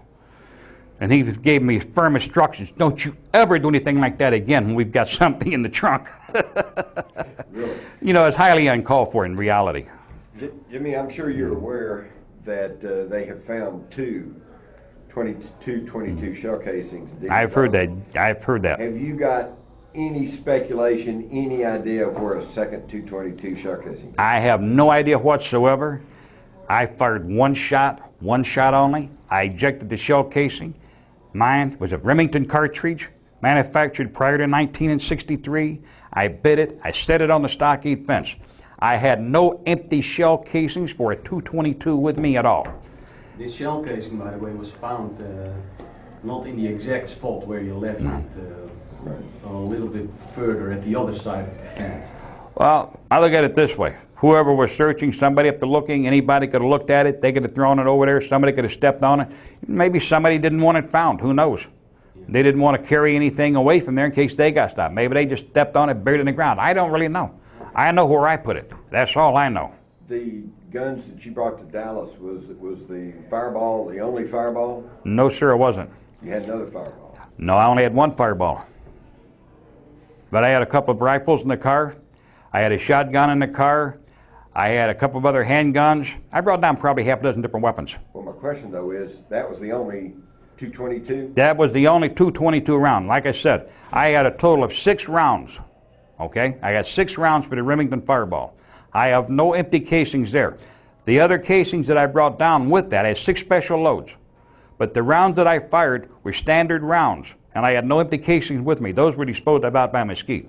I didn't leave them where I test fired them. I picked them up and got rid of them later. I made sure they couldn't be found, because I didn't want anybody to match anything up to the weapon. But with the Fireball, there's no way they're going to match a ballistics for the simple reason the shell fragmentates. But you've still got the firing pin that's going to strike the primer on the end of the shell casing. So, and a lot of times, if you've got a weapon where you can match ballistics on, you want to melt the barrel down if you've used it and some kind of a job like that or whatever, like, you know, local hit or something. Also, you want to take out the pin, the firing pin, because you don't want that discovered either to match up with the primer. Because they can match them. Yes, they can. Do you have any idea about the possibility of other hit teams in the plaza that they've I've heard different stories about different teams there, different people shooting, and this and that. To my knowledge, and to my knowledge only, I never knew of another hit team that was in the area for Kennedy that day. If there's another team there, I have no knowledge of it whatsoever. But it could be. Anything is possible. Anything's possible. There could have been another team there, but what I'm stating is this. As far as I know, from what I was involved in, Charles Nicoletti, Johnny Roselli was with him, because Johnny Roselli was like his lookout, whatever, pick up any shell casing that he ejects from the rifle. We don't want to leave shell casings on the floor. Mr. Nicoletti didn't want to be running around looking behind chairs or desks. Where's the casing? Where's the casing? You got somebody there picking them up as they come out. And like I say, I never saw Charles Nicoletti pull the trigger. But he was the shooter, from what I understand, with him. You saw Richard Kane there. Could he have been a shooter? Richard Kane, he was on location, and so was a guy by the name of Milwaukee Phil. His name is Philip Alarezo. I believe I'm saying Alarezo. But if there was another hit team, because they faded from the scene, I don't honestly know. I can't say yes, I can't say no. Do you think Lee Harvey Oswald fired any shots that day? Lee Harvey Oswald never fired a shot. And if anybody knows what a parapet test is, and we have actual court documents on where Lee Harvey Oswald was given a parapet test by the Dallas Police Department, and on this document it plainly states, deceased J.D. Tibbet, deceased John F. Kennedy, suspect Lee Harvey Oswald. And they took a parapet test, his face, his hand, his arm, I guess the side of his neck, and the only trace of any nitrates from powder burns or powder suspicions was in the palm of his hand. And anybody that goes to a firing range as far as weapons knows if you fire a .38 revolver or any type of revolver, the blow by it is going to come back across this part of your hand and your wrist. The only reason he had those nitrates in the palm of his hand is he was holding spent shell casings when I calibrated the scope. There were still traces of that. But Lee Harvey Oswald, it's like I say, that's a court document. And I don't believe anybody rigged that one up. So you left Mr. Nicoletti and Roselli off at this gas station where they had a car. Do you remember what that kind of car it was? I don't know. I'm not even sure which one it was. There was a car there. I mean, they said they had a car there, but there's several cars parked up on the side. I did not wait. I did not watch them walk across the lot. As I pulled out from the intersection, I made a left-hand turn at the intersection. I went down by the gas station. When I pulled up at the gas station to let them out of the car, let them out of the Chevy I'm in. And I'm in 63 Chevy, burgundy Chevy. We'll get that fact straight. Not a red one or anything. It's just burgundy. That's the color of the car. They opened the door. They exited. As Mr. Nicoletti exited the car, just as he closed the door, he said, "Jimmy, I'll see you in Chicago." Told him, "Okay, boss." He closed the door. They walked across the side, like to go into the park, into the gas station there. There are several cars parked over there. I have no idea, no knowledge which particular car they went to. I did not wait to see. I pulled out, made a right, went on down, got up on the highway. I went back to Mesquite. I went back to my motel. I don't want to be riding around with a carload of weapons and somebody's just been hit. It'd be highly unpractical. I went back to the hotel, pulled in. I parked my car right in front of my room where I could watch it. I got out of the car. I went into my room. When I got in the room, Zita went in, sat down, relaxed, got a drink of water, stripped all my clothes off, went in, took me a shower. Come out of the shower, I took some wax that I brought along for this particular purpose. And if anybody wants to try this, it can be pretty painful. But I knew that I would have redstone on me here and on the side of my face from firing the weapon and across my hand and wrist. Took hot wax and I poured it on myself and let it cool so it cut into the pores on the side of my face. And after a few minutes, I peeled it off, which would remove all the nitrates from any gunpowder. I went back into the shower and showered again, then showered, finished up with a good cold one because it felt like I was kind of on fire and burning. When I got out of the shower, dried off, then I put a lotion over everything to cool the burning sensation, and then I got dressed. Once it got dark, I went out to the car. Nobody was around. Make sure everybody was inside doing whatever they're doing in their motel rooms. Opened the trunk up. I took the weapon out of the trunk, and when I'd gotten out of the car earlier, I'd taken the briefcase, the gun case from my fireball, and I'd already taken that into the hotel. I went inside, had one weapon I took in, cleaned it, got it ready to put back in the car. I waited till after midnight. I went back out to the vehicle, got in, pulled the back seat out, took the top part off the back, put the gun case, the gun back in the rack, the rifle. I secured my fireball, put the gun case in there, closed everything back up, and went back in the hotel. I went to sleep. I got up the next morning at first light, went down the road. There is a restaurant down the road, there a little ways off on the right-hand side as you're coming back east. Restaurant, coffee shop not too far from there, maybe a mile and a half down the road, something like that anyway, best I can remember. I stopped there, had me some coffee, breakfast, got in the car and I left. I drove back to the southern part of Illinois. When I got to the southern part of Illinois, it was starting to get dusk, getting late. Pulled off at a motel there. As you got back into Illinois, I can't remember the name of it. I remember it was like a blue and white one. I want to say Southern something another, like a truck stop, a lot of trucks there. I went in, got a room, and I stayed overnight there. The next morning, I went out, got in the car, proceeded to Chicago. Are you a drinking man? At that time I was. Yeah. Did you have any drinks while you were in Dallas? During Nope. the week beforehand? I drained no alcohol. I'm working. Mr. Nicoletti would frown on that very, very much. I was down there running around drinking and cabareting. Well, can you tell me about the death of J.D. Tippit? When it comes to J.D. Tippit, they say that Lee Harvey Oswald was the one that shot him. It's not true. The party that shot J.D. Tippit was someone else that had been brought in. I'm not sure where he came from. I didn't even know this party was on location. But after that, I'm already back at the hotel. When the party comes up, somebody knocks on my door. I picked up my .45, walked over the door, pulled a little curtain back. I kind of look out the door to see who's there. And I see this party standing there that I recognize that I know. And I open the door and my neighbor says, "What the hell are you doing here?" He said, "To stop by, I got a problem." So you got a problem? And I'm looking at him, you know. I'm still trying to register. How does he even know I'm here? Nobody knows I'm here, you know. This is getting to be a habit, like everybody knows Jimmy's in town. And he said, I had to burn a cop. And I said, "Well, you done what you had to do." He said, "I missed Oswald." And I said, "Well, what are you doing here? You burn a cop." He said, "You here? So you going to take this and get rid of it?" I said, "Hell no, that's yours. You take it and get rid of it. You just shot a cop. I don't want his weapon. Don't you get rid of it. That's yours. Don't get out of here. Go." What are you talking about? Pardon me? What are you talking about? The gun? I'm talking about the gun that he had. It was a revolver. And he said, "Here, I had to burn a cop." I told him, you did what you got to do. I don't want that thing. Get away from it. Get out of here. Go where you got to go. It's kind of dangerous, wasn't Yeah. it? I mean, you're kind of laying low, and then this guy. Yeah, somebody knocks on my door at this point. I'm ready to start shooting again. And he said, "Okay," and he said something another. I don't know exactly what it was. And he went out. He got in his vehicle and he took off. I don't even know what he was driving, because as soon as he walked out that door, I closed the door and pulled the curtain back. Okay. Yeah, I don't want to know anybody. I don't want to know anything whatsoever at this stage of the game. You're not naming this party. No, I'm not naming this party. What is the reason for that? What is the reason for it? Well, I don't know if he's still alive or not, but late as 1991, when I caught this case, I know for a fact the party was still alive and in good health. Okay? But, it has, he didn't shoot Kennedy, he shot a cop. Everybody wants a cop killer, okay? But this guy's gone, I don't know who he is. I mean, I know who he is, but I'm not going to tell nobody who he is. He's gone. That's out of there. I have no idea where he's at. I don't want to know where he's at.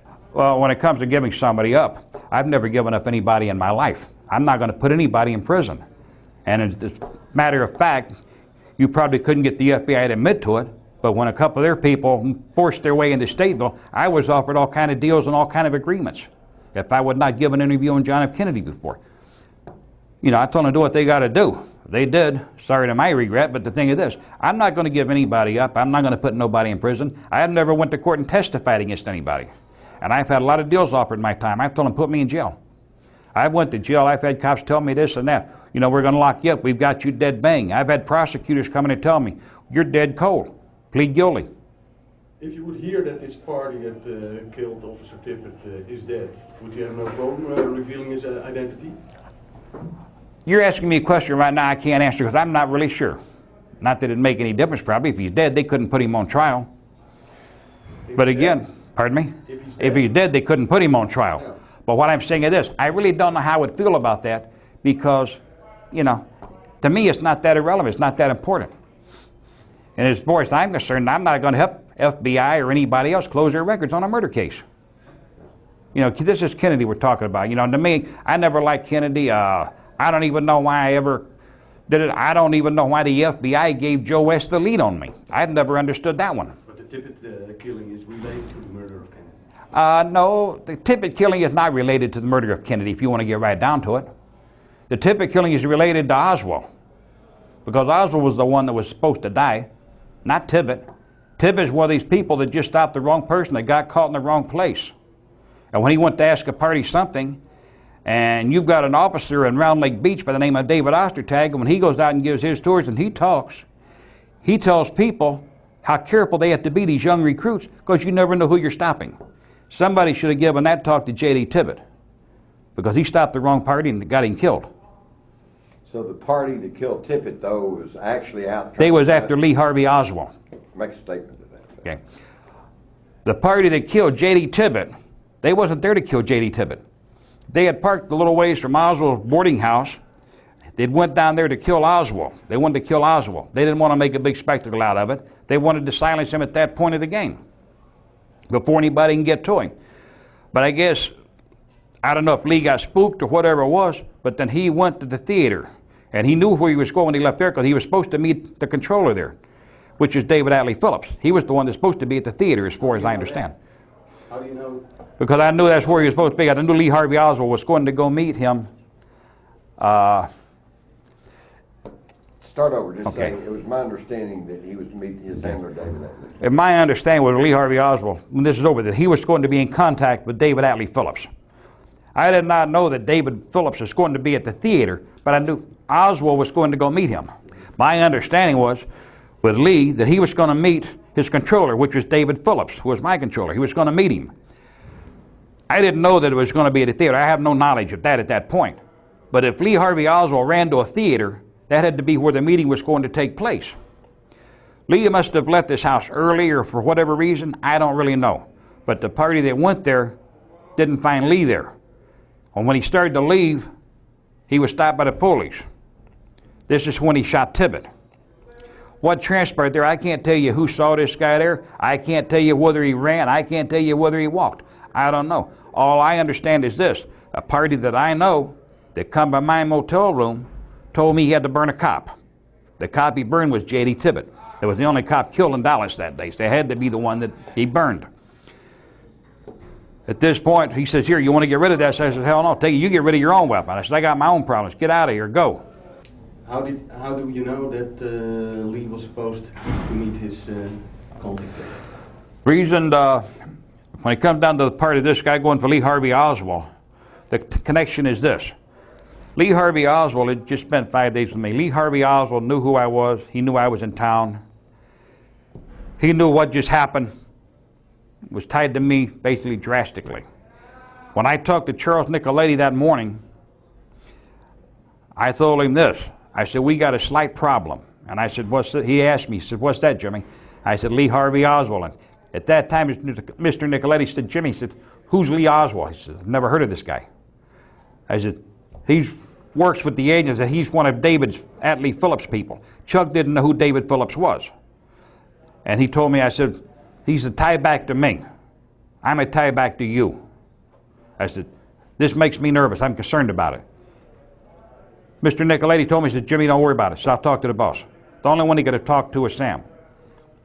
If he talked to Sam, Sam evidently told him, don't worry, I'll take care of it. The only party that Sam could have called, and that's Sam Gene Connor, that would have been David Phillips. David Phillips was in the area that day. I know that for a fact. I didn't see him, I didn't talk to him, but I know he was there.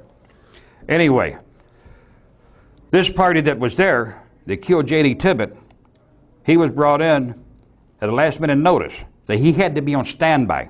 And wherever Phillips went, he usually kept several people around that he could use, people that he needed. Whether he needs them or not, they're going to be available. They always had, what are you going to call them, contract agents, operatives, co-operatives, or whatever. He's got people that he can use. If he needs something done, he can pick up a phone and have it initiated at a moment's notice. This party was evidently there on standby because he did not live in that area. That's why I was shocked to see him in my motel room. So evidently they took care of it that way. Okay, so this party that shot Tippett, he was more connected to the agency than the mob. To the agent. He wasn't tied to the mob. He might have done some work for him along the way, but he was strictly one of David Phillips' people, because he did not even know Charles Nicoletti. Were you aware of anybody using radio communication in the plaza? No, I was not. Did you ever hear of a man named James Hicks or Jim Hicks? I've heard the name, but I don't know him. You already said you saw Richard Kane in the plaza. Yes, Richard Kane was in the plaza. Is there any chance he was a shooter? There's all kind of chances, but like I say, do I know that? No. I can't say he was or he wasn't. Do you think Mr. Nicoletti was aware of the identities of any other shooters other than you and himself? If Mr. Nicoletti had been aware of it, he would have been made aware of it by Sam Gene Connor. And if he was aware of it, he wouldn't tell me. And if there was other shooters there, I can't see where anybody would tell Nicoletti. It's very possible that Sam and Sam Gene Connor and David Phillips could have been talking. But like I say, again, if I know everybody in that area and I get stopped, I can name every shooter there if there's other shooters there. I'm not saying there is other shooters. What I'm saying is this. I have no need to know of everybody that's involved in an operation. What purpose would that serve? That's like me going into a communist country on a covert operation And me knowing everybody, all the other agents that are there in that field working. And if I get captured, they all get executed. Yeah. So the same thing goes when it comes down to crime. You try to keep your people the least bit of know as possible, because too many times, and that's like, I can use one deal like where one party back east there out of Philadelphia. I did time with him in the federal prison. His own brother gave him up. His brother knew that he was a big-time cocaine dealer. He was a dentist. They called him Dr. Snow. I don't remember his real name, but they called him Dr. Snow. His brother got busted with a nickel bag of weed in New York. He gave his own brother up because he couldn't do a year in the jail. His brother told him, I'll give you $1 million a year. For every year they keep in jail, I'll give you $1 million cash. Don't testify against me. He put his brother in jail. Do you know Anthony Vinciana? Yes, I did. I did know Antonio Viciano, yes. And how'd you know him? I met him in Miami, and he was tied up with the JM Wave. He was also tied up with the Alpha Group. He knew all the upper people. He was, might say he was a little higher up in the ranks, but I met him. And did you ever meet somebody you just liked? Well, I don't know. I liked him. He liked me. You know, we had a good rapport. He was good sense of humor. He could talk to you, you know, and he didn't talk down to you. Tell us about Jim Wave. JM Wave, there was a special operation set up for a lot of broadcasting, and we had a lot of people running a lot of covert activities out of it. It was basically a radio station there for doing a lot of propaganda stuff. That was all under David Phillips. And where was that located? That was in Miami. Where in Miami? Oh, God. Out towards Homestead there. Okay, tell us about David Ferry. David Ferry. I won't get into his personal lifestyle. David Ferry, I did not like David Ferry. I'd only seen him on 1 or 2 occasions. Me, I'm going to say he looked like a creep, more or less. He was stocky, built, heavy set. He had real heavy eyebrows, and basically, I didn't like the guy because he was homosexual, okay? Do you know any child molester, as far as I'm concerned. I knew a lot of things about what he was doing, and I didn't approve of it. But I'd like to say one thing about David Ferry. He was a solid agent for the CIA. He was on their payroll.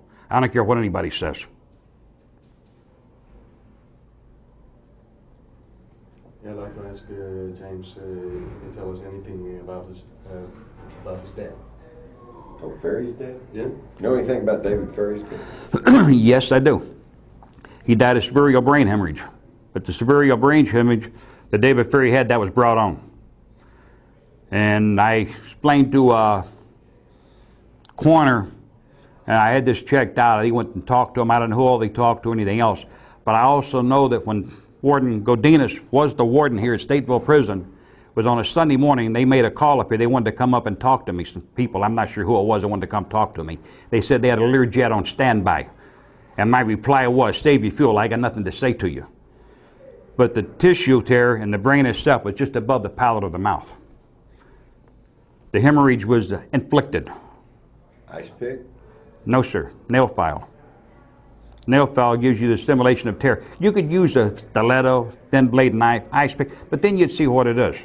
You'd get a clean cut. With a fingernail file, you got a smooth edge, you got a perforated edge, and when it goes through the tissue, it's like a tear. It's like something ripping apart. Do you know who did that? Yes, I do. Was it you? Was it me? Of course not me. I wouldn't do that. I'm not admitting to a murder on there. JFK's bad enough, but nobody wants to prosecute me for JFK. I'm fine. Oh, okay. Who killed David Ferry? I'm not saying. But you know who it was? I know who it was, yeah. Okay. Here's a question I've always had. Johnny Roselli was actually pretty well known, and he was well known out in Hollywood. He was kind of flashy dresser. Very flashy, very loud, liked to spend money, and liked for everybody to know basically what he was doing when he was in town. He wanted everybody to know he was there. Why would the mob put somebody like that in on such an important hit as JFK? Johnny Roselli had all the right connections. The reason Johnny Roselli was brought into all this, he had the right connections. He was the liaison, like I say, between the government and the crime, the crime people, mafia, what do you want to call them, outfit organization, crime family, different names for them. They brought him in on it, not because of us. And I think Chuck wanted to use him more or less specifically because of the connections and the cooperation and the help that we could receive. This is only what I say. This is not fact. I got no documented proof on it. Nobody never sit me down and told me that. This is where I draw my own conclusions. So he could kind of provide you with some high-level cover. Right. high-level cover from Johnny Roselli's side. And at this point of the game, when I went down there, I did not know at that time that the CIA was heavily involved in any of this. After I talked to David Phillips to let him know where I'm at, and then when Lee Harvey Oswald shows up on the scene, I have at this point become aware. Only two people knew where I was, Charles Nicoletti and David Phillips. Excuse me. Start over. Okay. At this point of the game, only two people know where I'm at, Charles Nicoletti and David Phillips. Lee Harvey Oswald shows up at my hotel. This tells me automatically David Phillips is in on it. David Phillips knows what's going down.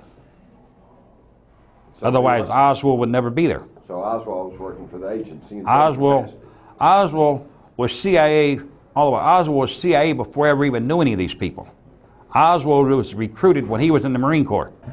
Lee Harvey Oswald knew David Phillips by several names. He knew his real name. He knew him by different aliases. He knew him by different code names. Lee Harvey Oswald had known David Phillips a lot longer than I had.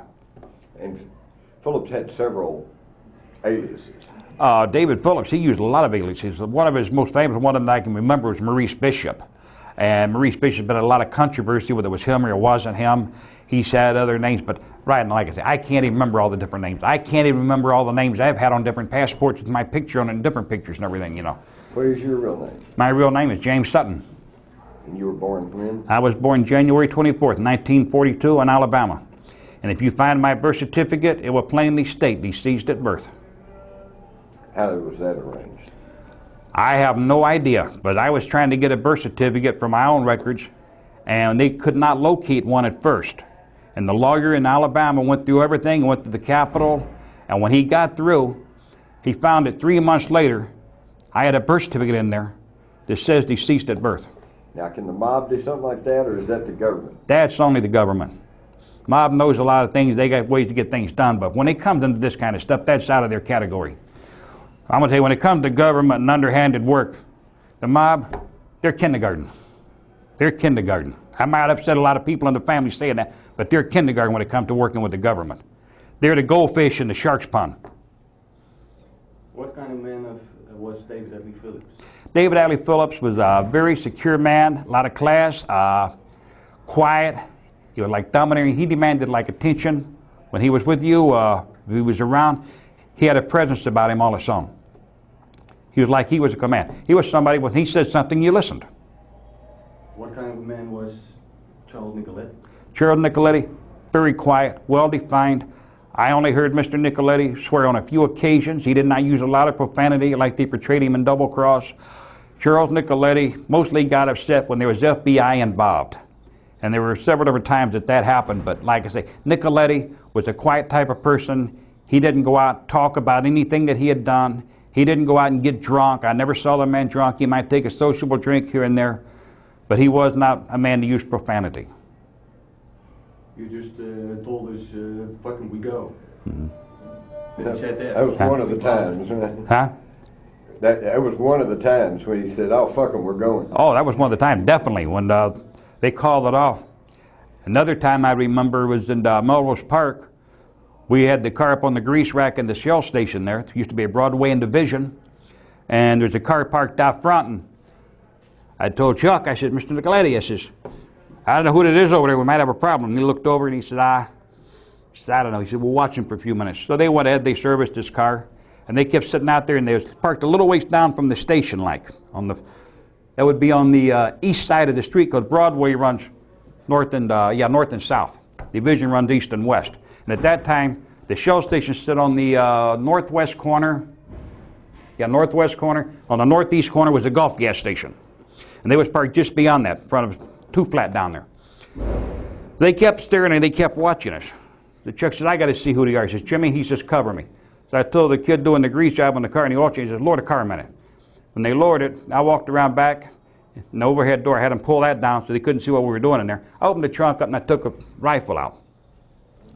Got that out. They raised the car back up in the air. And I went over by one of the windows there, crawled up on like the workbench back there and opened one of the windows up, and I went out the back way. Then I crawled up on the roof. And I got up behind the Shell sign. I told Chuck, I says, give me 2 minutes and then go. He walked out, he walked across the parking lot, and he was well dressed. He had kind of like his right hand down by his little watch pocket, like where he carried a small caliber weapon there. And I got the guy, the driver, like zeroed up. Anybody picks up a gun, they're going to get it. He got to the middle of Broadway, and the car pulled out and took off. So we don't know who it was. But the only thing he said inside when it started to go, when I got the gun out, he said, it's got to be the fucking feds. And that was one of those times he was very upset. But they used to really paranoid him. Okay, these are stories we want to hear, but yeah, I understand. Yeah, we need to focus on Kennedy assassination. Yeah. Because this is burning tape. Right. Did Wolfman have any idea of those mercury loads he made? Did he have any idea what they were going to be used for? When Wolfman, when I asked him to make the special rounds, the only thing he ever asked me was, he says, do you need any help? He never asked me what I was doing, because he would never breach that borderline, whatever you want to call it there.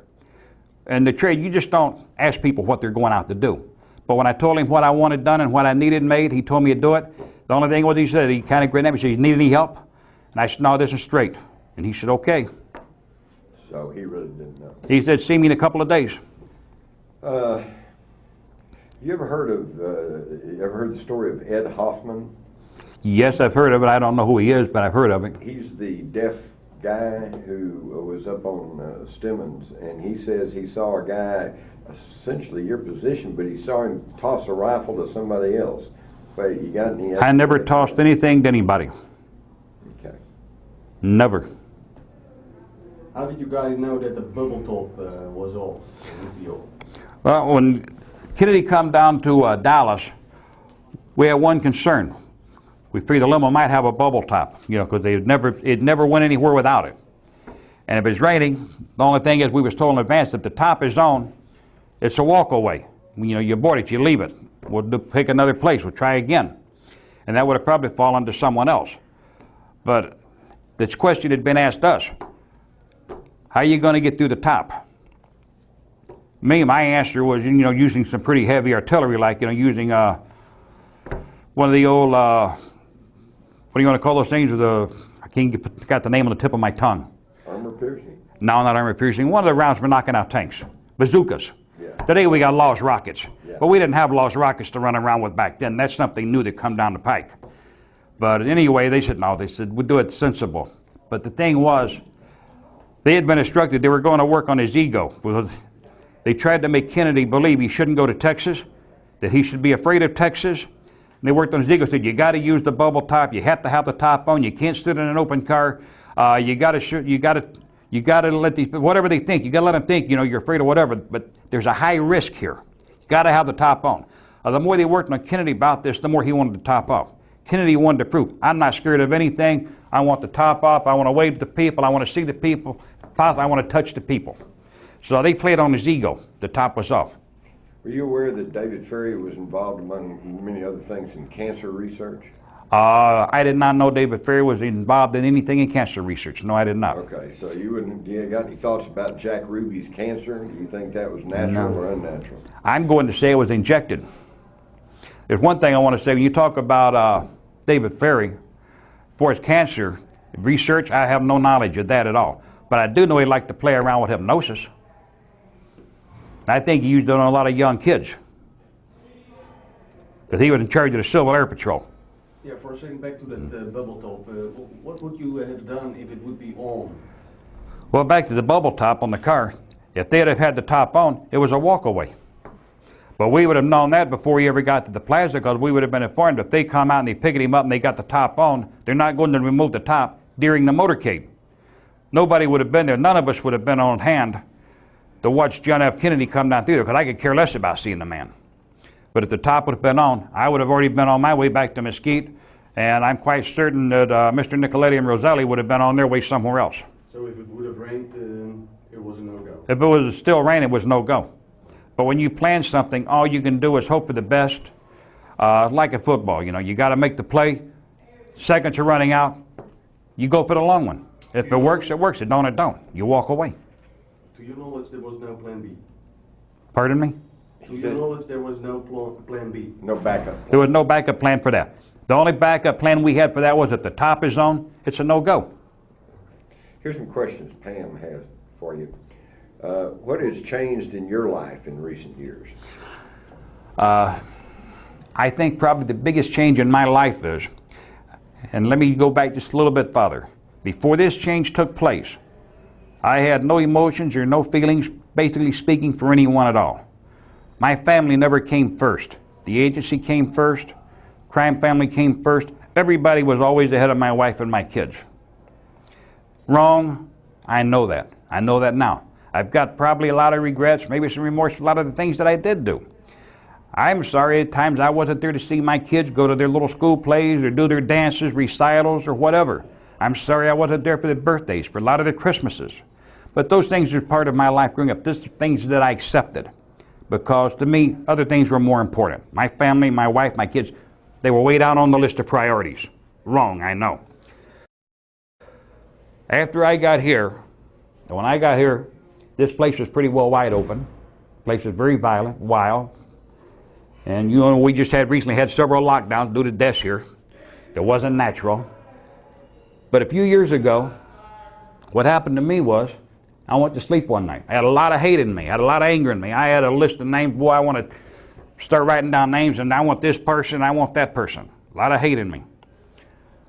But I woke up during the night. I found Jesus sitting by my bunk. A lot of people say, oh, it's a dream. Maybe it was a dream. It's a dream to you, a dream to him. To me, it's real. And I'll ask him, I says, what are you doing here? And he said, I've come to tell you, there's only one way. He said, the Father sent me to tell you. He said that I'm for real, God is for real, that I'm for real. He says, the only way to the Father is through me. So we talked for a little while. And I went back to sleep. The next morning I woke up, all the hate was gone. I used to wake up and come out of my cell every morning. It's not, what am I going to do today? It's who am I going to have to kill today, or who am I going to have to stab today, or who's going to try to stab me, who I got to fight, you know. Because there's been a lot of fights here, a lot of stabbings. But I had a new feeling in me. I was real light, you know, I felt like I loved everybody. You know, hey, how you doing? Boom. I talked to people I never talked to before. I even talked to the cops. Hey, how you doing? What's going on? Hey, nice day. Well, after a little while, I started slipping back again. I got back to being the old Jimmy again. I started getting these angry feelings back, wanting to fight. You know, you look at me the wrong way, I'm going to grab you, slam you into the wall, you know. Whatever you do. I got a second visit. And when I got the second visit from Jesus, it's really got my attention. And at this point, I'd already heard from this one girl, this one lady. I don't know if I should name her on tape or not. But I become romantically involved with her. I fell in love with her. I love her with all my heart. Probably love her more than I've ever loved anything in my life. But we were talking and writing, and she was a good Christian lady, and she had told me a few different things. And so the second visit I got, Jesus told me to get my life in order. The Father was going to call me home. I thought, well, Jesus, I'm going to die. And I'm going to die right away. And so I told her that on the phone. So she was crying a little bit. You know, I was a little sad over, you know, this and that. But then I was reading in the Bible, and I was reading in Matthew chapter 24 about the earth giving the birth pains and all this. What God was telling me, Jesus was telling me, God's not calling me home this stage of the game, but be prepared. Get ready for heaven so I can have a life hereafter. And I'm reading all about this in Matthew. And then it struck on me what it was. So I called her up and I told her. And so, but like I say, since then, I've lived a whole different life here. I used a few words of profanity in this interview strictly for the reason of what was said. There was actual words verbatim. But when I'm not in this interview, I try not to use vulgar language. I try not to hate people. I try to maintain good thoughts. But in here, that's hard to maintain good thoughts. Very hard in here. But I work at it very hard. And I pray every night, every day. I don't run around with my Bible. I don't run around trying to tell you all about the Word of God. That's not my job. You want to hear about it, I'll be more than happy to sit down and talk to you about it. But I don't try to push it on anybody. We have a lot of different kinds of religions here. Why, briefly tell me why you're in prison right now. I'm in prison for a specific reason. When I come out of the federal prison, I did a federal stretch and I was out for a little while. People started trying to kill me. When they started trying to kill me the first time, I was at along Quentin Road and Rollins Road in Round Lake Beach, shortly past midnight, driving a little Chevy Chevette. And the cops had been harassing me there. They knew who I was. Every time they see me, they'd handcuff me, get me out of the car, and my papers blow out. They'd throw all my stuff down the street. So this particular night, I pull up the stoplight there. I'm on Quentin Road, fixing to make a right-hand turn on Rollins Road. I'm staying with my aunt and uncle at this time. They're about 2 blocks down from there. I looked up in the rearview mirror, and I seen a car pulling up behind me with no lights in the next lane. And I thought, shit, it's cops again. You know, I'm going to get hassled again. It's not a squad car number, but I just figured it's detectives, you know. As it pulls up alongside of me, I'm looking in the mirror sitting by the door, the little door mirror on the side, and I see an SMG come up. What anybody don't know what that is, it's a small machine gun, automatic weapon. As I see it coming out of the window, I roll across the seat, hit the door, hit the ground, roll back up against the rocker panel of the car. They put 30 holes in my car. Full clip they put into it. As they were pulling away, I come up off the ground with my piece, and I got up about 4 rounds. I'm on federal parole at that point. I'm not supposed to be carrying a weapon, but you never find me without a weapon. I got off 4 rounds, took the back window out. They kept going. I jumped back in my car, took a right on the Rollins Road, went down to Grove Avenue, pulled into the house at my aunt and uncle's at 1620 Grove. Went in there and got the tarp from my uncle out of the garage and put it over the car so they couldn't see the bullet holes. That was the first attempt on my life. When was that? I got out of federal prison in '88. This year's late '89, early '90, I guess. Been any attempts on your life in prison? Not in prison. I've had a lot of fights, but that's not attempts on my life. I mean, the things that happen here is it's just day-to-day living. I got a few scars, some knives here and there, but that's irrelevant there. You don't think it was people trying to take you out? Oh, no. Definitely not. Well, then certainly wouldn't have anything to do with the JFK job. No, definitely not. And when they started trying to kill me on the street, that's the first attempt on my life in the free world, as I call it. Next day, I went to see somebody down in the city, and I went up and I asked him a specific question. If we had a problem. I said, I went and I did my federal time. I said, I got busted on the chop shops. I didn't take nobody down with me. I said, I went, kept my mouth shut. I didn't testify. I didn't give nobody up. I took the conviction. I done my time. What's the problem? We got a problem, let me know. And he told me, he said, Jimmy, he says, he always called me Jimmy boy. He said, Jimmy boy, he says, come down, come down. He said, listen to me. He said, you got no problem with us. He said, you did your thing. He said, hey, you didn't have the problem. When you was down, you got money, looked after certain people for you, took care of your family. You had no problems. When you come out, you went to the restaurant, he said, everybody parked, everybody come by to see you. He said, we dropped a lot of envelopes. He said, you have money when you come out. Everybody looked after you when you come out. That's respect. Don't think we're after you. He said, whatever you've done, it's with your previous employers, not us. That's on the other side of the fence, the people that you worked for before. He said, them, not us, Jimmy. He said, I give you my word on that.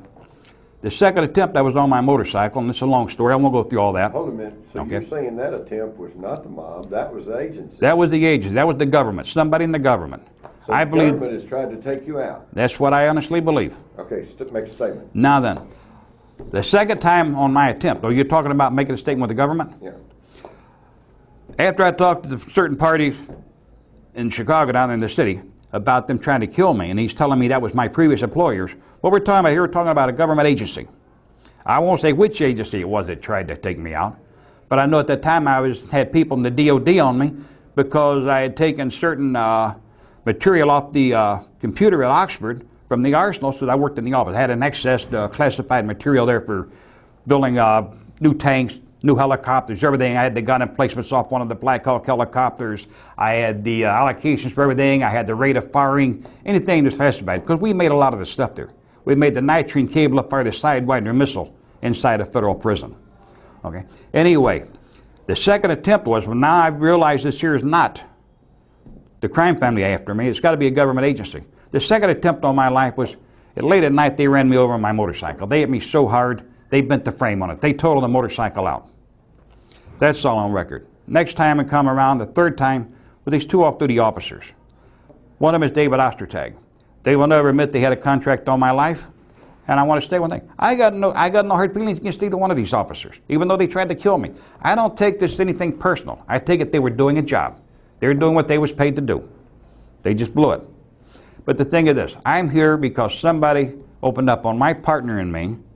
They tried to kill us in broad daylight on May 7th, 1991, 3:15 p.m., maybe 3:30, in the middle of Route 12 in a little place called Buffalo Grove.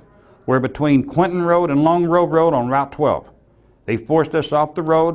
When they forced us off the road, they say it was a high-speed chase. It really wasn't a high-speed chase. They spotted me at a gas station. I didn't even see them. I paid for the gas, got in the car. My partner, David Morley, he was driving. As we pulled out from there, they got in behind us. As they got up alongside of us, he started to hit the gas to go. And I told him, now hold it, pull it over. We don't run from nobody. And my exact words were, fuck them. We don't run. Pull it over. We'll deal with it. They cut us off like he pulled into like a part of a driveway. It was gravel, a little fast. He hit the brakes. We slid into a little tree. The tree we hit wasn't any bigger than my arm. I threw the door open on the right-hand side to exit the car. This was a leased car. As I threw the door open to exit, they drove their car, which is a white unmarked car, into the side of our car. When I seen the front of the car coming at the door, I jerked my leg back up off the ground so I wouldn't get it cut off and they were broken, and dug my head, and when they hit the door hit me and knocked me back into the car.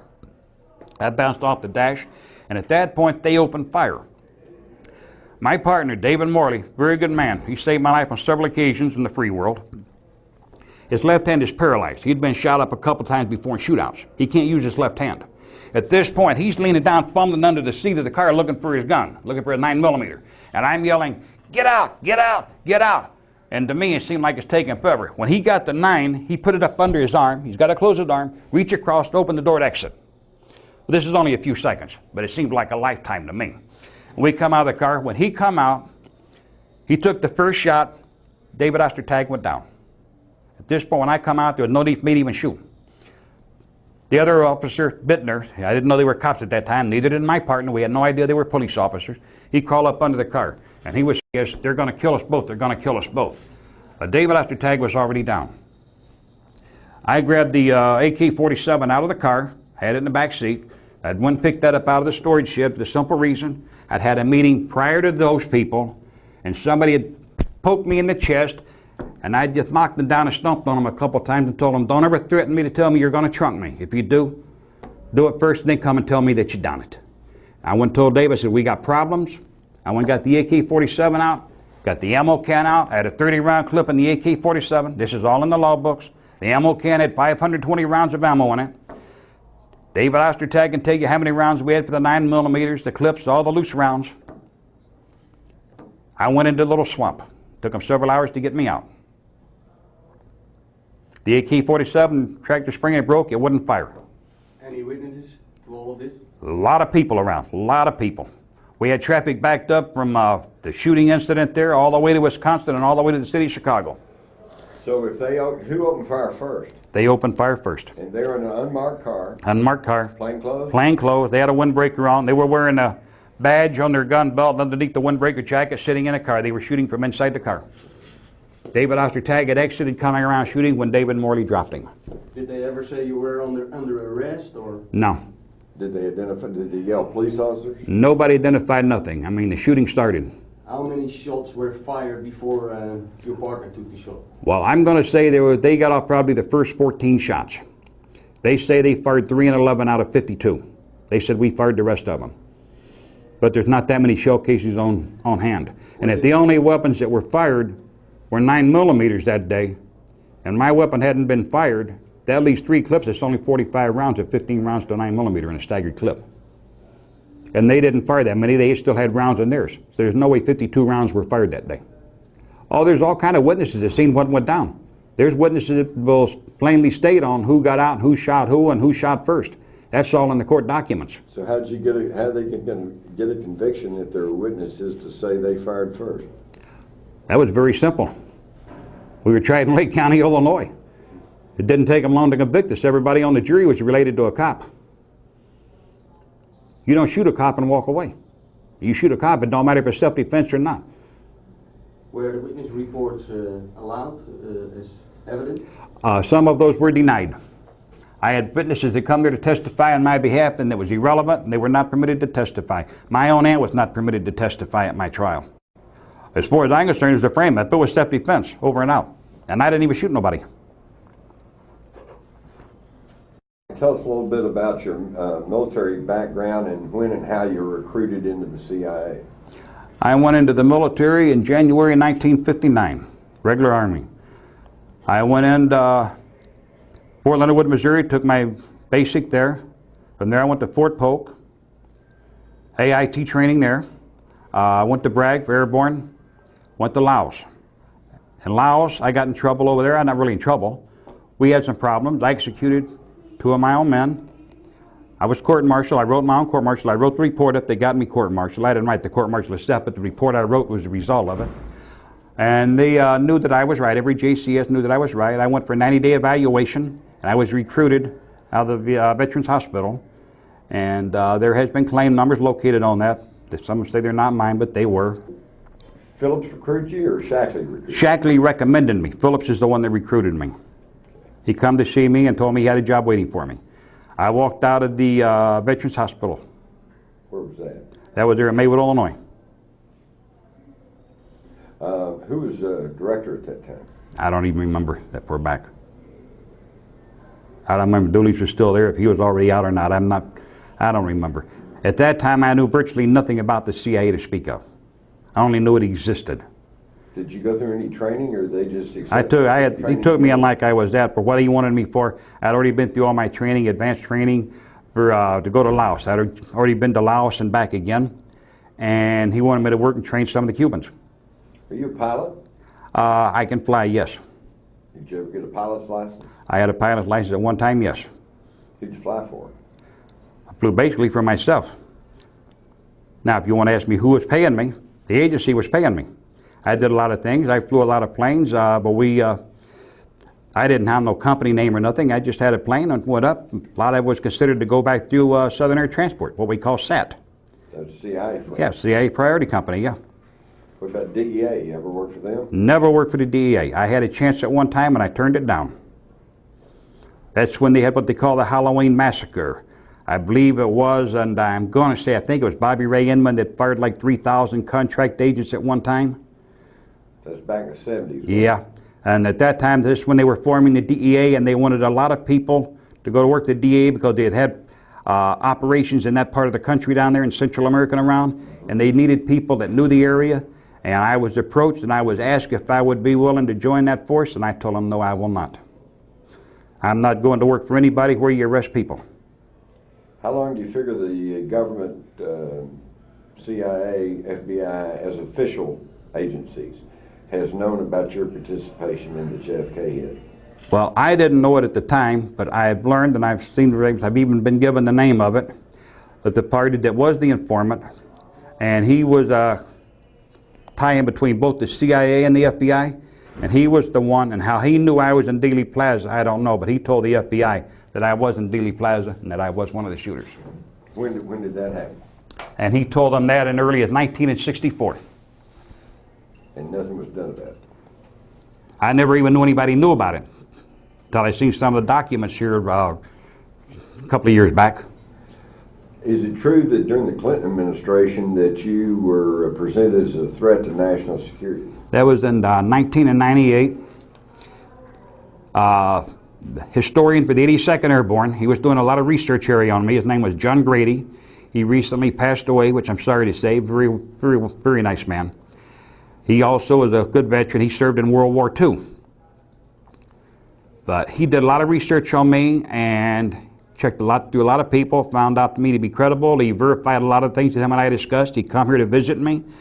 And when him and I was corresponding, he was approached by the Secret Service. And they warned him that I was a threat to national security. And in 1998, I don't remember what month it was, but Janet Reno and President Bill Clinton at that time declared me as a threat to national security. It was basically for training manuals and formulas and information they retrieved out of one of my storage sheds when they raided it. Boy, today under Homeland Security, they probably have you as a terrorist threat, since you know how to make bombs. That could be.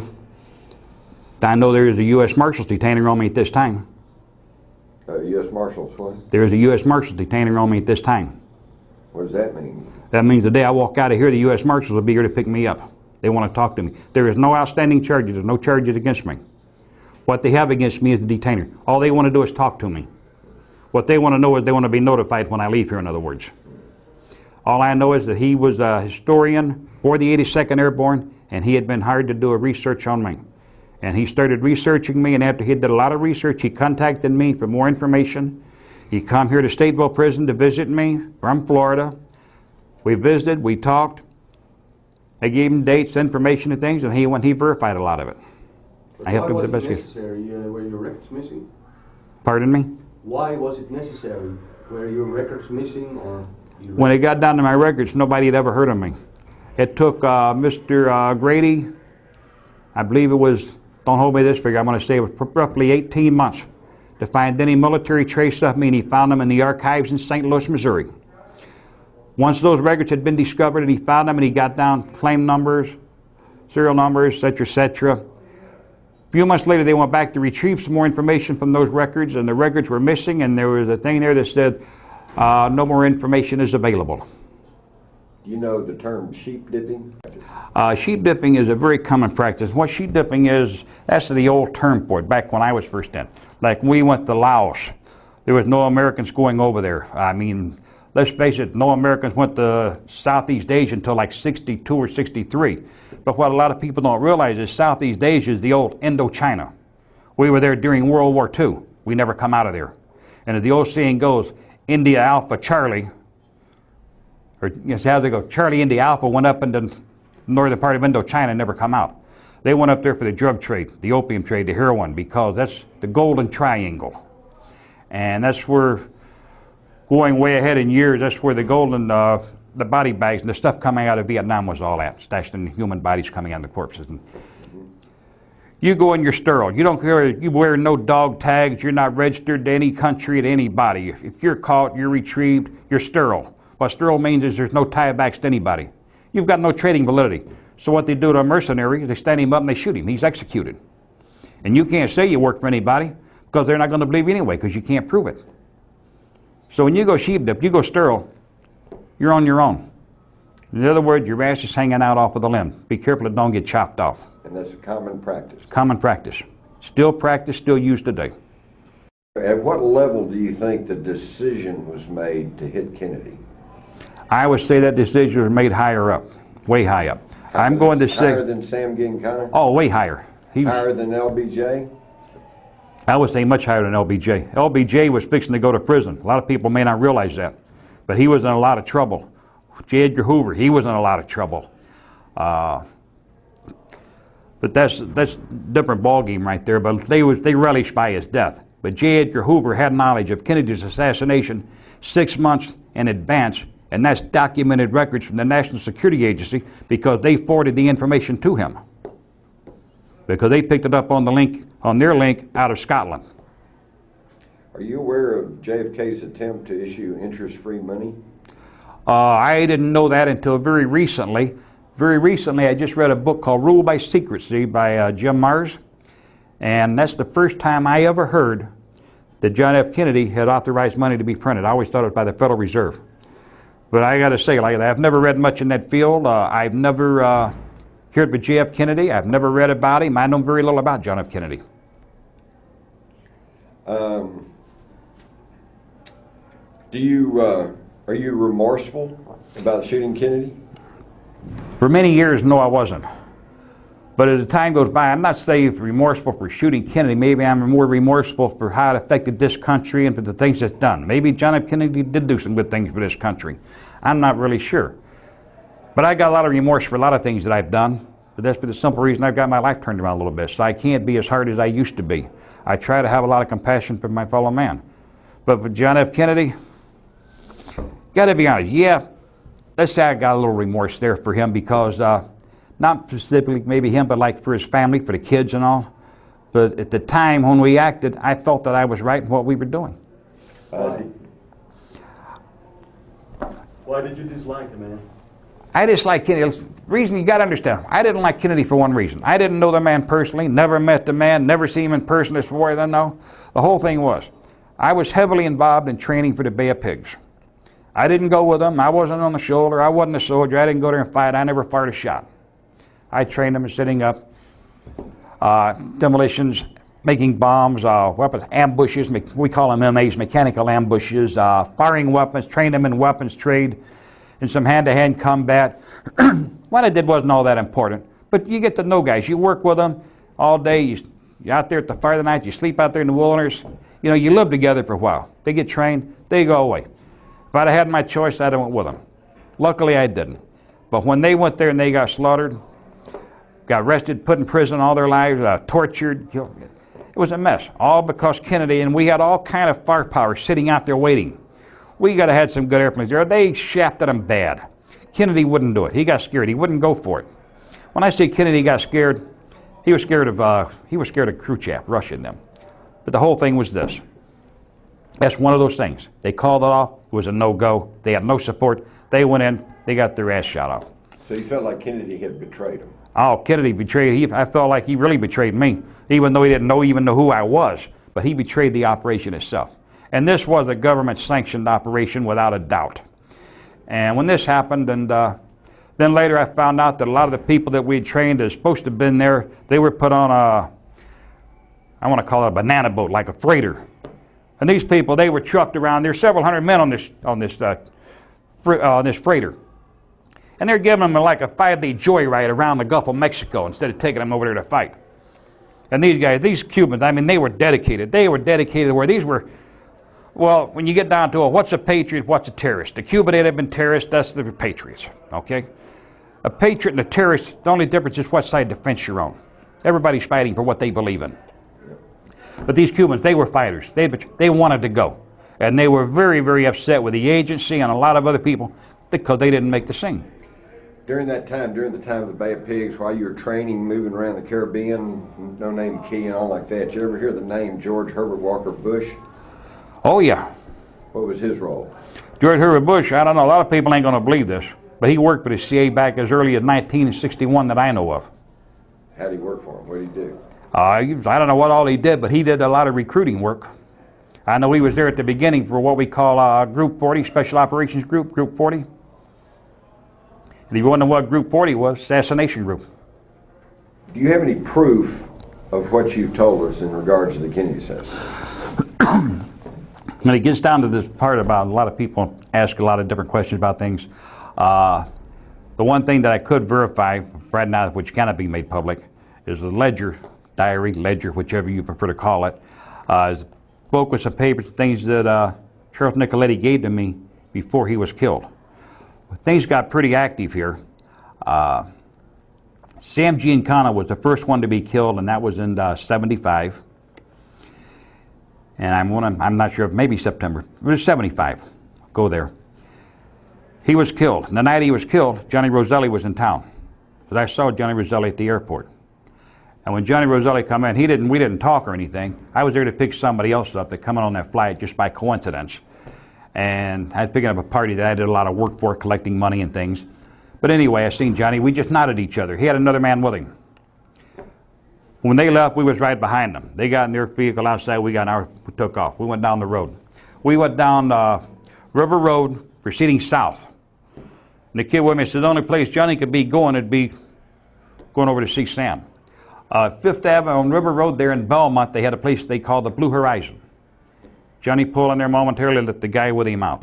Whoever this guy was, he wasn't going to Sam's house because Sam didn't like a lot of people coming to his house, and if he didn't know him, they wasn't going to get in anyway. And Johnny went on. I went my way, Johnny Roselli went his. Johnny Roselli, the next morning I woke up, Sam Giancana had been executed, gangland style.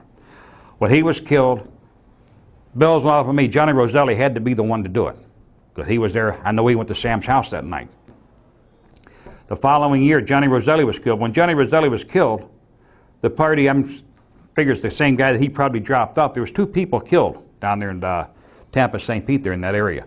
That was got rid of at the same time. One was Johnny Roselli. The other one, another party unknown, whoever it was. I don't remember the name of him now, but evidently it was a friend of his that had traveled to Chicago with him. I figured he knew something, and somebody took him out too because they knew that Johnny Roselli, what he had done, okay? This guy, he might have told this guy knew, they got rid of him. And when it comes down to it, the crime family did not have Sam Giancana killed. I don't know who killed him except for Johnny Roselli there, but I believe that the government ordered the contract killing on Sam Giancana. I believe the government is the one that killed Johnny Roselli to shut him up so he couldn't talk. All of this was about the time of the House Select Committee on Assassination? All of it, yes.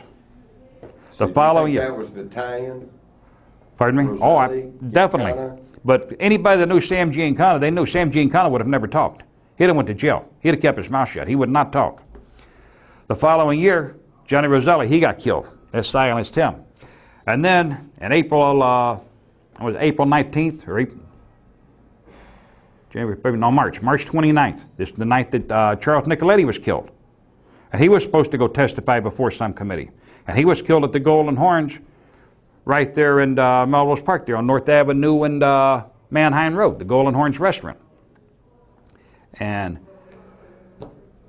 I thought at first maybe somebody in the family had hit him because we knew there was trouble. And right before his death, he'd given me this package and told me, he said, this is my life insurance. He said, if I need it, I want you to have it, you can always get to it. He said, and if anything happens to me, he says, you might need it someday. So what he gave me was, I took it and I went out and got me some cheesecloth. I wrapped a little package up and I put in a little metal box. I went out and I dug a hole and I buried it. Put it away and covered it all up. So about a week and a half later, you know, Chuck was killed. After he was killed, right after that, and maybe another week, 10 days later, I had 2 places on Lake Street there in Melrose Park. One was a restaurant called the Coffee Cup. It's no longer there. It's been closed down. They put a parking lot there for the West Lake Hospital. And right down below it, going east on the following block down there, which had been the 1100 block, I had a club there, social club. And what that was, we did bookmaking there. We had card games there. We had a couple of pool tables in there. And that's where a lot of the guys come there and hung out at. We didn't have any booze there. We didn't have any women there. What we did, you wanted to gamble, you come there and you gambled. You come there and you hung out to be with the guys.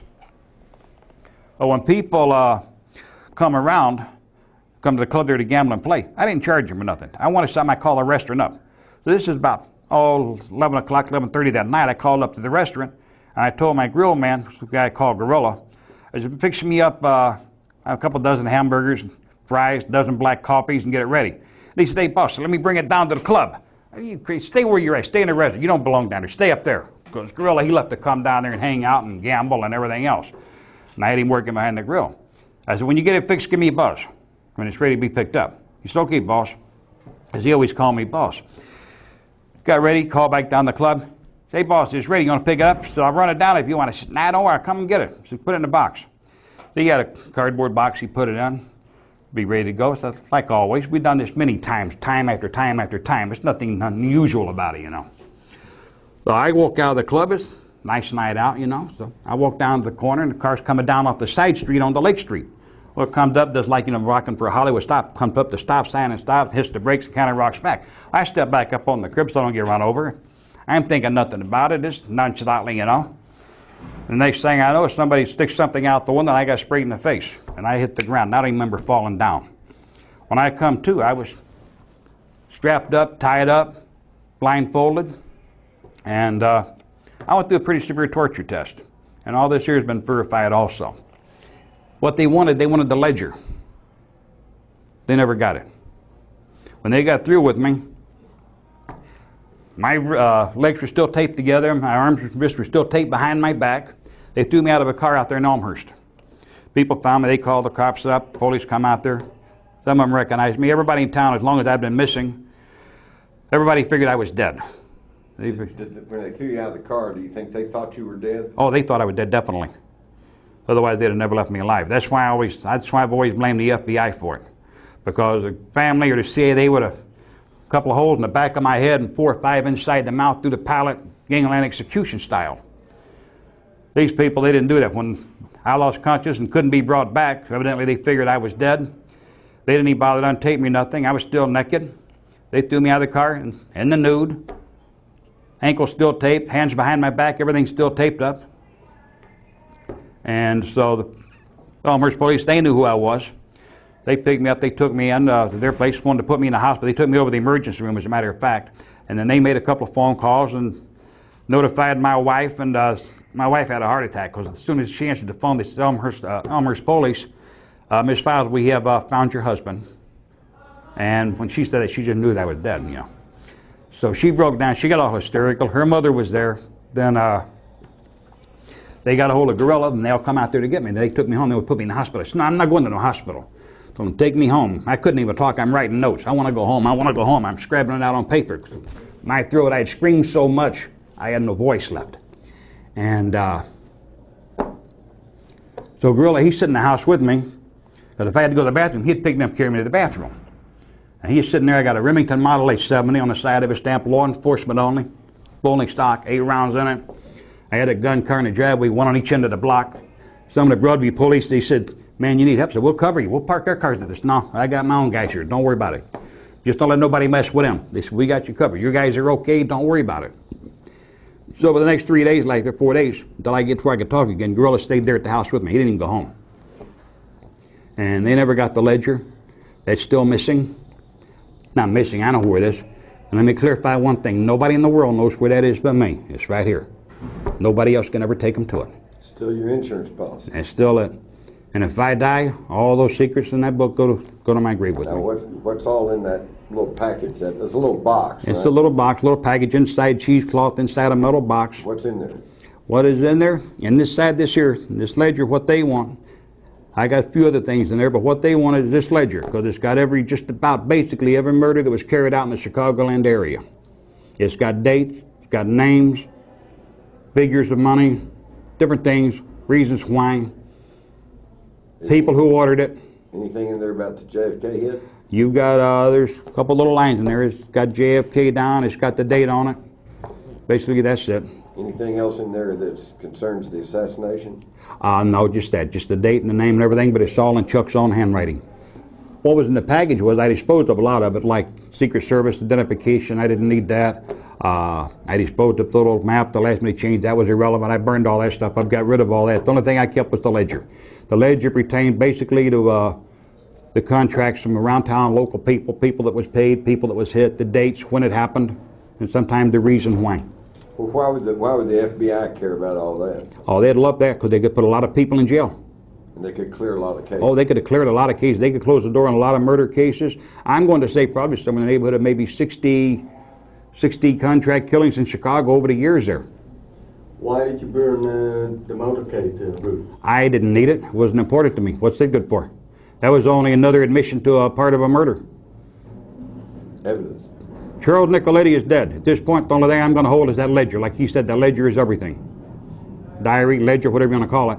But everything else I disposed of. I had no need for it. Yeah. Tell us a little bit about Lee Harvey Oswald and your impression of him. My impression of Lee Harvey Oswald? Lee Harvey Oswald is a very quiet type person, very private, mild-mannered, you might say. He wasn't one that he didn't do a lot of boasting or bragging. He didn't do a lot of cabareting. I mean, what he did, he kept to himself. Lee Harvey Oswald, as far as I'm concerned, I like the guy. Very intelligent, very intelligent. When we got into certain subjects, I mean, he could make me look like a dummy, let's face it. So he's a lot better educated than... Oh, he's a lot better educated than what people say. Lee Harvey Oswald, he had very good self-control because he had a little scar up on his lip. And I asked him one time how he got it, and he told me it was in the Marine Corps. Somebody hit him with the butt of a rifle up here. I thought, you must have ripped their guts out or some ripped their ass out. He said, no, he said, I didn't do that. So what do you mean? He said, it's an accident. He said, I didn't get upset about it. But that's the type of person he was. He was calm, he was collect. Capable of killing someone? No. Lee Harvey Oswald, everybody's capable of killing somebody. Let's face it, you got your back to the wall. But is Lee Harvey Oswald a killer? No, he wasn't an assassin, no. Do you think the American public really wants to know the truth of the Kennedy assassination? Oh, I don't think they really do. I don't think they really care. But one more thing about Lee Harvey Oswald. Mm-hmm. Lee Harvey Oswald, when I say he wasn't a killer or anything like that, Lee Harvey Oswald, he had it all up here. Very, very intelligent. I almost said he had a good IQ. And he held a top secret security clearance. And there's another thing I'd like to state and get on record. They talk about Lee Harvey Oswald, all this and that, and him running off to Russia. The only way Lee Harvey Oswald could have went to Moscow. He held a top secret security clearance when he was on the base in Japan. If you hold a top secret security clearance, then people can go check this anywhere. In the days of the Cold War, you did not jump on a plane and fly to a communist country, and I don't care who you was. You had to be cleared for it. The only people that could have engineered that for him to go to Moscow was the CIA. And the Russians were so scared of Lee Harvey Oswald over there, not fearful of what he'd do to them. They knew what was going down. They gave him a place to stay, and he wound up marrying Marie over there. And they was too happy to put him on a plane to send him back to the U.S. Gave him money. Yeah. What was going down then? What was the mission for Lee Harvey Oswald? I have no idea what the mission was, but he went over there for some reason. I never asked him. He never told me. I never asked him why he went to Russia. But you cannot tell me that he was disgruntled with this country and he wanted to go over there and be a member of the Communist Party. There's no way. He took a cover and he went, and they just wouldn't buy the story. Would you describe him as patriotic? I would say Lee, he did a lot of work for this country. Everything he did was based basically on this country. He was not a traitor. I don't care what anybody says. All the research-based, everybody can say all they want. I knew Lee Harvey Oswald. He wasn't that type of person. He wasn't a traitor. Has any other journalist other than myself come and talk to you? As a journalist, outside of Joe West and Bob Burnham, no. I've never given any other interviews to anybody. You didn't talk to Mike Cochran? Mike Cochran. Who's Mike Cochran? He was with the Associated Press. No, I did not talk to Mike Cochran. I talked to a guy by the name of David Folsom from there, but he never come here to visit me. We only wrote through letters. Okay. Oh, okay. Why do you suppose the news media doesn't take an interest in your story? Nobody wants to admit it. Everybody thinks I'm a nut job.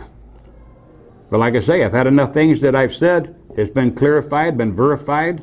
There's documents. But nobody really wants to solve the Kennedy case. The American people, I don't really think they care. The news media, they need something that they can go with every year. You get a lot of people that make a lot of money writing books. I don't know how many books has been wrote about it. A couple of thousand. Yeah. Why put all them people out of work? If you consider that you're talking to the American public, what would you tell them about the Kennedy assassination? At the time, I believe the Kennedy assassination was a necessity. The reason it was carried out, the reason it was ordered, in my own belief, is the money people, the power people, they wanted to stay in Southeast Asia. It's not about who did who to what over here. It was about the money that was to be made. John F. Kennedy wanted to bring all the boys home from Southeast Asia that were over there. Certain people wanted to keep those guys over there. We needed it because there's going to be deep sea ports built. There's going to be the biggest runways in the world built for bombers in different places, in Guam, Okinawa. Southeast Asia is going to be flooded with air bases. We're not talking millions, we're talking maybe $1 trillion or more. You've got your chemical companies just going to come in. This is the greatest ground there ever was for chemical warfare testing. And to have a war, you need deep sea ports, you need runways, airplanes, manufacturers, tanks, weaponry, ammunition, munitions to be made, bombs to be made. We're talking an all-time economics deal here. Big money. They're sad to say, the rich get rich, the poor get poor. The poor die, the rich got richer. I'll tell you where my knowledge is, and you can check this out with the FBI. They had me for the bombing in Chicago over there on the north side for Austin Motors. This place like covered a whole block. When this building come down, and I went to trial on it in 1983, right there in Chicago. They held me for 13 months in the MCC Correctional Center there. I didn't put a brick across the sidewalk. I put everything inside the building. That's how good it was. They knew I'd done it. Everybody else knew I'd done it. Everything's just Yep. right there. I was already doing 20 years for the chop shop operation. And they wanted me to plead guilty. They'd give me another 20 and running concurrent, they told me. My words was, fuck you, put me on trial. I went to trial. Jimmy Gaudio, my partner, he wound up pleading guilty. First he was going to beef against me. There's another party, Lou Caballero, better known as Blind Louie. When we was young and we grew up together, his name was Bad Boy Louie. And when I say bad, he was bad. But as we got older and went into crime life, everything else, we separated for a long time, then we got back together. But they called him Blind Louie. Blind Louie would moved him out to Arizona from the Chicago area. He lived there in Elmhurst. Matter of fact, they did a thing on him on ABC one night. They were interviewing him and talking to him about him living and this and that, and must be hard being blind. He told him, he said, it's very hard for me to get by. He says, but I have to struggle. He don't know they got cameras out back showing his swimming pool in the backyard, all the Cadillacs in the driveway. He's got a beautiful home, a $300,000-$400,000 home. And he's struggling. And he's struggling, yeah. We moved him out there anyway. But while we're out there and I'm on trial, he got a call from Louie. They got him hooked up to talk to Louie in the MCC of Chicago there, where he was being held out on bond. And they told him, if you testify against Jimmy, you don't have to worry about going to prison. He said, you don't never testify against him. And so Jimmy Gaudio refused to testify against me. I was acquitted of the case. Okay. You ever heard of Operation Mongoose? Oh yeah. Who hasn't? That was the nexus, wasn't it? Yeah. That's where it all came together. Yeah, they had a whole bunch of them there, yeah. They had a whole bunch of different programs. I can't remember the names of all of them, but they had several of them. Did you ever meet Lansdale? Lansdale? No. That picture of you with the guy that did Tippit, where was that taken? New Orleans. New Orleans. Yeah, New Orleans. In 1961? No, that was in 1962, late 62. Were you 21 at that time? No, 20. Oh, 62. You were 62, yeah. How old are you now? Well, right now, I was born in 42. Hell, I'm 61, fixed to go 62. In January, right? Yeah, January. Yeah. You're just a year older than I am. Yeah. Oh yeah, about that You said the American people, I think they don't really care about solving or I don't, knowing the no. truth about the JFK No. assassination. That's like with Bob. I think they do, but Yeah. their government is covering it up. And I that's think control people. of the I media. think people are tired of hearing about it. I really do. That's why I tried to convince Bob to go with something else. I told Bob, I said, man, you want to let's do a couple of stories out of South America. I said, man, I got some good stuff down there. But Bob They're not tiring, didn't want no part of it. Hearing about it. Yeah, huh? They are not tired of Yeah. hearing about it. I mean, that's my own belief. Now, Yeah. And all these TV Yeah. shows are on. Yeah. Yeah, it's all the same old. I watched another 2 hours last night on the American Experience. Monday night I watched 3 hours, and I watched 2 more hours of it last night. And like what I had told Pamela before a long time ago about JFK when he met with Khrushchev and all that, we talked about it yesterday. Like they even had it on TV, how Khrushchev talked down to him and he walked out of the meeting. They showed the actual footage of him coming out of the meeting and getting in the car. They had to help him in the car. He was stunned. And like I told him, he wasn't as big a war hero as everybody said. They finally admitted it on TV. They said Monday night that John F. Kennedy was not the big big war hero that everybody made him out to be. Well, hell, he lost his ship. Yeah, I know. Ship, hell, PD boat. Jimmy, tell them about the Bay of Pigs, the Cuban missile crisis. That Okay. was not really necessary, that blockade. Everybody was so concerned about going to nuclear war. All right. You know Edwin P. Wilson, right? You've heard of him? Yeah. Okay. He was with ONI back then, Office of Naval Intelligence. All right. He was pretty tight at that time with Frank Sturgis. But he knew about it. The Naval Intelligence people knew about this when Kennedy went and met Khrushchev, okay? He made an agreement. Nobody in this whole country never knew it. And they didn't want the country to know about it. He made an agreement to take our missiles out of Turkey that time. If Khrushchev take his missiles out of Cuba, okay? They agreed to do this. They put the blockade up the whole face. He panicked the whole country into thinking we're going to nuclear war. And as far as I'm concerned. It was made before. Yeah, the agreement was made before the blockade. Okay. Once the blockade was up and the ships en route, it's too late to do anything. Because they had the one ship, I guess, coming with more missiles, and it pulled up to the blockade, and then they backed off, they turned around, and they went away. So that was just to save face to get Save face. missiles out of it. There was another farce, just like the Maddox. Just a deal. Remember the Maddox? Oh, yeah. Okay. Another one of those deals there. Phony deal. Another phony deal. How do you know this is true, what you're telling me? Well, what I heard was, like, Wilson heard it. I don't know. Well, I was told that Wilson, he heard it. He got it through the Office of Naval Intelligence, and he had talked with Frank Sturgis about it. And I was Frank when they was talking. Frank, hey, you mean nuclear war? What do you mean? How do you know? You know, I'm concerned at this point too. Yeah. And then Frank told me, and I says, "You're shitting me." And he said, "No, I'm serious. I'm telling you how it is. It ain't gonna be no nuclear war. Relax, forget about it." Because they already knew the phony deal. I told my mother, "Don't worry about it, Mosh. What do you know? You're a kid. What do you know?" She heard me swear on the street or something, and a woman is around. She run out of the house with a broom, chased me up down the street, beat me with a broom up and down 22nd Avenue. There goes my Kennedy legacy. Oh, man. Well, are they going to come when it's time? How does this work? Whenever you're ready to go, we can go out there and tell them. They'll take care of you. Shoot, unless Yeah. if you're getting, are you getting tired? Not me. Well, I was going to say drink some I'm gonna more tell you water, something. but I've noticed you're not drinking any of that I've water. wanted to meet you for a long time, okay? I'm serious. I wanted to meet you for a long time. When Pamela told me that women got you and you was going to do the interview, I was totally excited about it. I had two things in my mind. I said, I got to ask you two things about Kennedy. I got to ask you about Gordon Gray and Majestic 12. That's it. I think you'll find that when I send you Yeah. this Alien Agenda book. And let me tell you something. I just got through writing an endorsement for a book that's not yet published. It's by some doctorate guy, but really smart guy, and it's a real well-written academic book. But here's what he says, and you know it's true. You cannot understand any of the world politics or the world events or the policies that's going on today unless you understand about the UFOs and the ET presence here. And most people go, oh, that's bullshit. And they set it aside, and then they wonder, why is this going on? Why is this like this? Why is this like this? Well, they don't have a big part of the equation. Yeah. So when you get Alien Agenda, that'll Yeah. kind of fill in some holes. Did you ever read the Gulf View Sightings?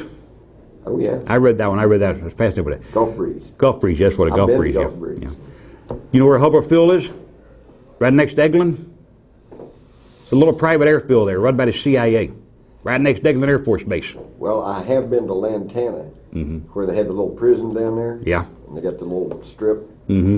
That's kind of closed up now, Yeah. but Oh, that's right. Do you recognize the name Pearson? Oh, yeah. Pilot. Mm-hmm. You know his real name? David Pearson. Yeah, it's Tosh Pony. Yeah. Yeah. Yeah. Tosh and I went Yeah. down there.